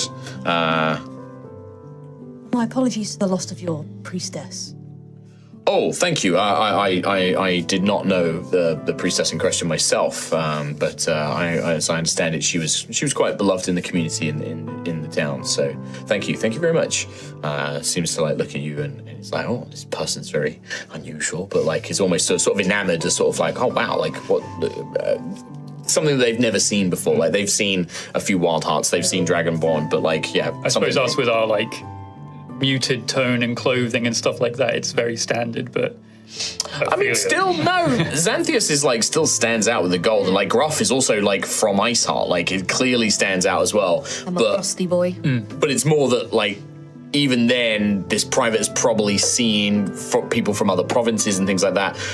Just like the face paint, the armor, the nature of like her dress and things like that, Ophelia does stand out and has all these like holy symbols that aren't common here at all. It definitely is an element of like, oh, that's unusual. I mean, there's also, we're investigating some murderers. I'm from the House of Blood. That's maybe. kind of like a, okay. Rowan and Daisy, you guys go back, you grab your sword. Daisy, Ariana will just kind of find you. What is going on out there? We've had soldiers coming in asking all sorts of questions. I overheard that there's these criminals around. Do you know anything? No, I was going to ask you if you knew anything, actually. I mean, I was working all night. I was here. We were serving the food and doing everything. And Rowan was playing the beautiful music. No, I know nothing. As I said, the soldiers, the same thing. I don't know anything. Did they tell you what the people look like? Yeah, something about a dwarf and a woman and a kobold. I heard as well. Yeah. Oh, okay. Well, that's disappointing. Oh, sorry. I thought maybe they would come in for a drink or something. No, I mean, before you arrived, we didn't see anybody like that. We had the usual. The miners all came back from the mine. We served them. As just before the sun came down, they had dinner. They had some drinks. Marion was with them. They went home.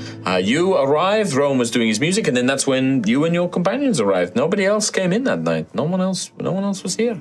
Is there anything suspicious with Marion and the rest of the miners? No, they're a big part of the village. They've been, they provide, they work the mine. The Duke's very happy. They provides gold and iron and other, occasional gemstones and things like that. It's been very profitable for the village and for the Duke. She's been stressed. She's been quite stressed lately. I'd definitely noticed as an innkeeper, you notice these things, right? You notice she comes in, she orders more drinks than she normally would, harder drinks now and then, always seems to be in a bad mood or fighting with one of the miners.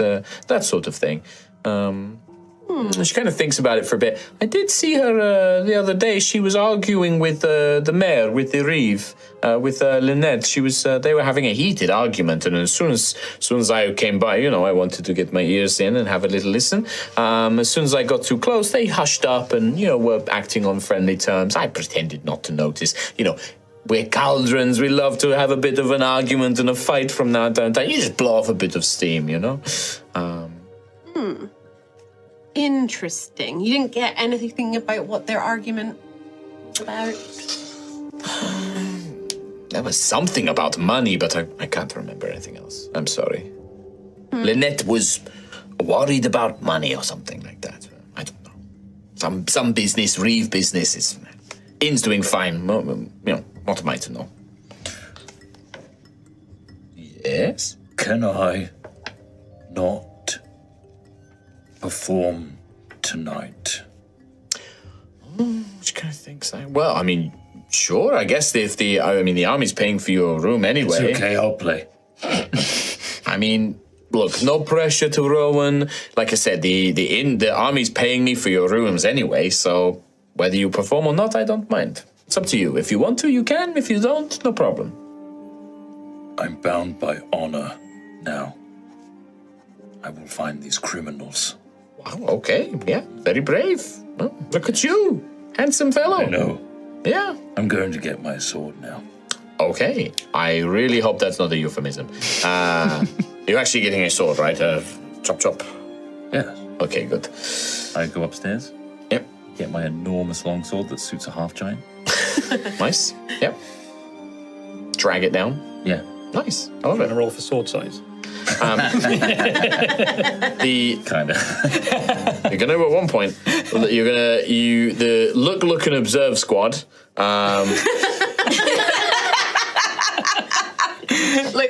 The three of you, Cade and Percival, make your way outside. Idle chatter with Cade. Yeah, he's a soldier. He's like, he's got a family back in Ashton's Rest. He signed up for a military service. He has two dads. He's like an adopted kid, but he was raised by these two dads. They run like a little business in the town. It wasn't doing particularly well for a few years, and when he got old enough, rather than them, like, they were always like struggling to meet the tithe, so he signed up so that they can save up and kind of get themselves into a better position. So he signed up to military service. He sounds like a good kid. Like, he's young. Yeah, he's like probably like 17, 18. Like, he's really young. And he's got like these little half-elven things. You find out that, one of his elven father is quite melancholy, and so it's been hard on the family and the business, and that's why it wasn't doing so well, and blah blah blah blah. Little life story for Cade. But you make your way out and you find the bit at the walls that Daisy had mentioned and was like saying, well, this is the closest bit to the river, and that's where the older man heard like some commotion and things like that. You find beautiful green rolling hills, leads up to, the town itself is built onto a kind of top of a hill, so it slopes down, so anybody kind of attacking would have a harder time. But it looks like there's like some construction work going on outside the walls. It looks like they're maybe trying to create like areas where new buildings can be erected and things like that as well. Like, they want to expand the village and build it up.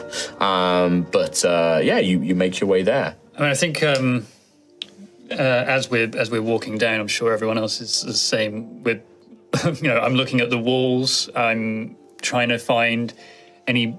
I suppose my initial thought is to look for recent like broken parts of wall, or even just open, exposed areas. Sure. I can tell you don't see any of those. Yeah. I can tell you immediately that the wall looks fine at a quick glance. Like, you don't see any holes, you don't see anything broken, nothing like major, no major damage. Yeah, but now the construction work. That's interesting to me. But Sure. So do you want to investigate that area and like search around that specifically? I think so. Yeah. If there's construction work, it's probably an exposed wall. So the way it'll work is just like if you want to make an investigation check or a perception check, it has to be on a specific thing that you want to examine. Absolutely, basically, yeah. and spend some time. But What is before you roll? I want to check in with everyone. What is Gruff going to do? He's probably poking at bits of it with his staff. Which the wall itself? The wall itself, yeah. Okay. And like doing that thing, like, you know when dads are like looking at DIY? Like, you know, like a builder's come into their house to do something and they're kind of just looking at it like, Good job or not? Yeah. Yeah.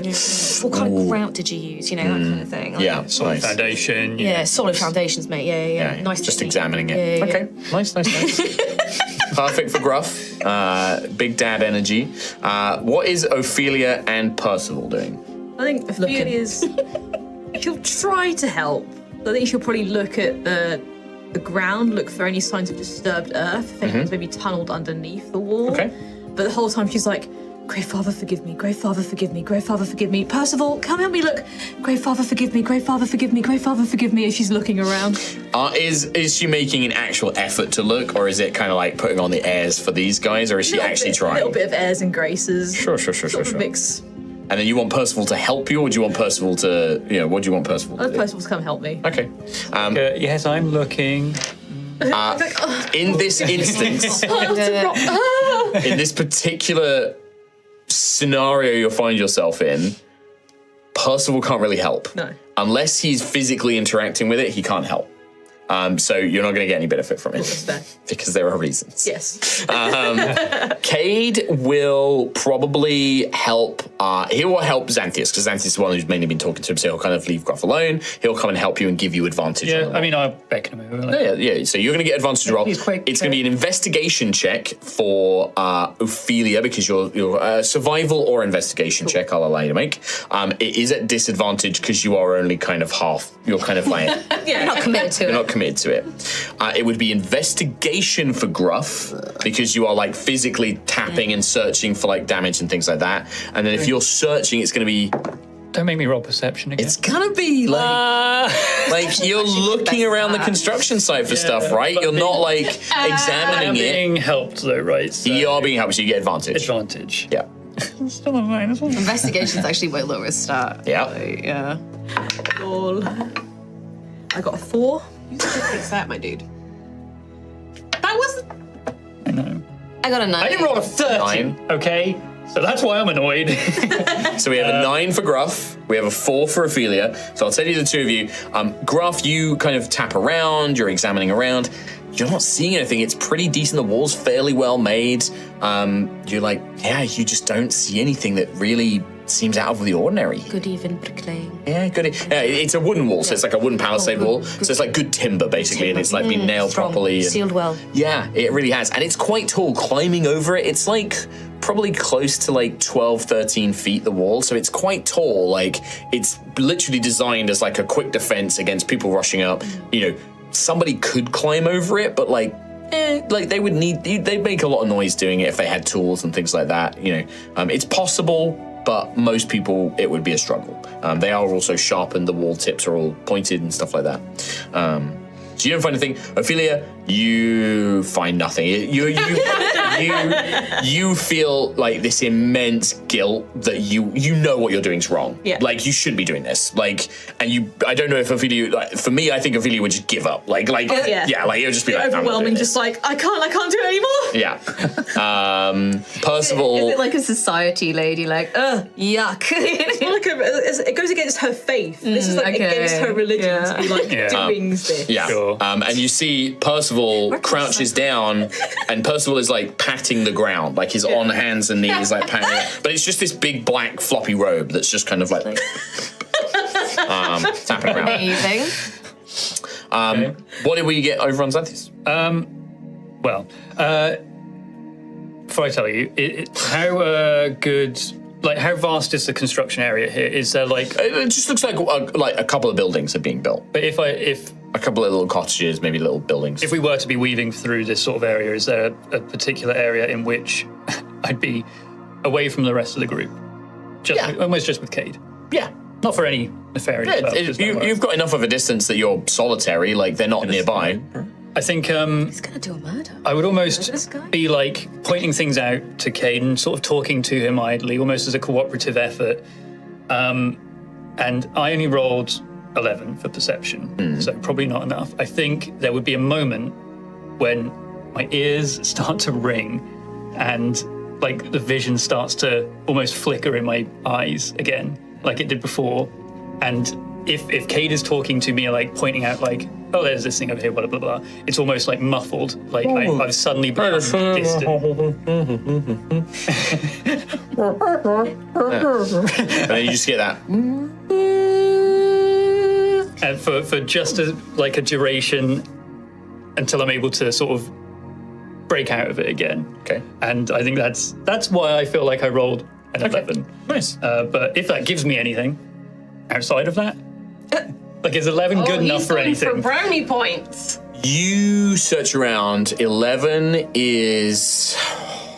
You would see. There's. The only thing I would say is this: is like you get the impression you don't see any tracks or anything out of the ordinary, but like you come across like one odd site, and it just looks like some construction materials were left out. Right? It looks like like some planks of wood, some bits and pieces here and there. And it looks like somebody knocked over like a bag of nails, and you don't see a hammer around. That's it. That's the only thing you see. Okay. But that's it. You don't, unfortunately, look, observe squad. You spend some time doing this. You don't really find anything out here. You guys eventually, having searched around, you're pretty confident that you've not found anything. You make your way back as Daisy and Rowan are probably making their way out as well. Cade is like, I'm really sorry. It didn't look like there's anything. Maybe, I hate to say it. I mean, the captain, is a good man, but like, maybe that dwarf woman's right. Maybe they didn't come here. Like, we've not found any sign that they, we've looked around the walls. They could have gone in the river, lost, we could have lost their trail or anything like that. Maybe she's right. If no one truly finds anything, what will happen to the investigation? Will they still lock down the... Well, I mean, honestly, they'll send the other, if they've got a force coming from Kalskaris, and I hear that they're bringing a Sister Inquisitor with them, they'll search the area, and once the Authority and Sister Inquisitor believe that they've exhausted everything, then they'll wrap up the investigation. It might be that they've managed to bypass the force coming from the north, they've got into the city, bounty posters will be posted. After a few days, they'll just let things get back to normal, but they'll do their best to try and capture them as where they can. Okay. I know that that Authority, he's been after this dwarf and his companions for a while. Like I heard that they've got a bit of a history. So he's real even intent. before the murder. Yeah, just a petty criminal. He's kind of a thorn in his side. Always, getting up to petty crimes, getting away, bribing things, that sort of stuff. He's kind of a minor guy. But I think there's something more to it. Like, I mean, I've never seen somebody pursue them this hard, and they keep talking about this heresy, and it sounds like this dwarf was involved in, I think he might have been like a cultist or something like that, like the way they talk about him. But that's it. Sorry we couldn't help. And he'll kind of lead you guys back. It was worth a shot, Cade. Thank you very much for your assistance. Yeah, of course. Did you find anything? No? Good?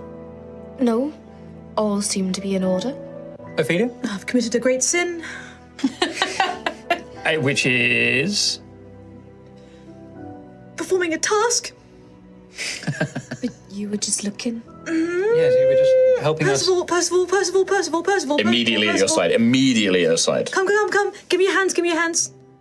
Okay, so you watch as the robes lean up. They're still covered. Do you want to reach in? Just reach in. Give Okay. his hands. Yep. So the sleeves fall back, and you see a pair of skeletal arms sticking out of the robes as Percival takes your hands. And Ophelia would just start waltzing. Yep. And you see, and as they begin to dance, you watch as they dance. The hood of the robes pulls back enough where you just see a skull in its place. I mean, I'm shocked looking at this and slowly sliding over to Gruff.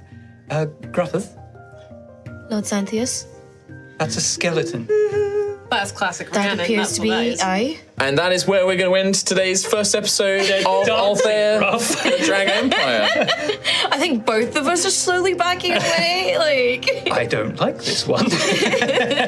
As we see the final shot of this episode, this beautiful but also morose, as this skeleton in Blackfriars robes and Ophelia waltz as the sun is now maybe beginning to set after the investigations taking place. As it begins to just dip down, we see them as they waltz outside the village of Burnell, and in the far distance, I'm just. Oh God.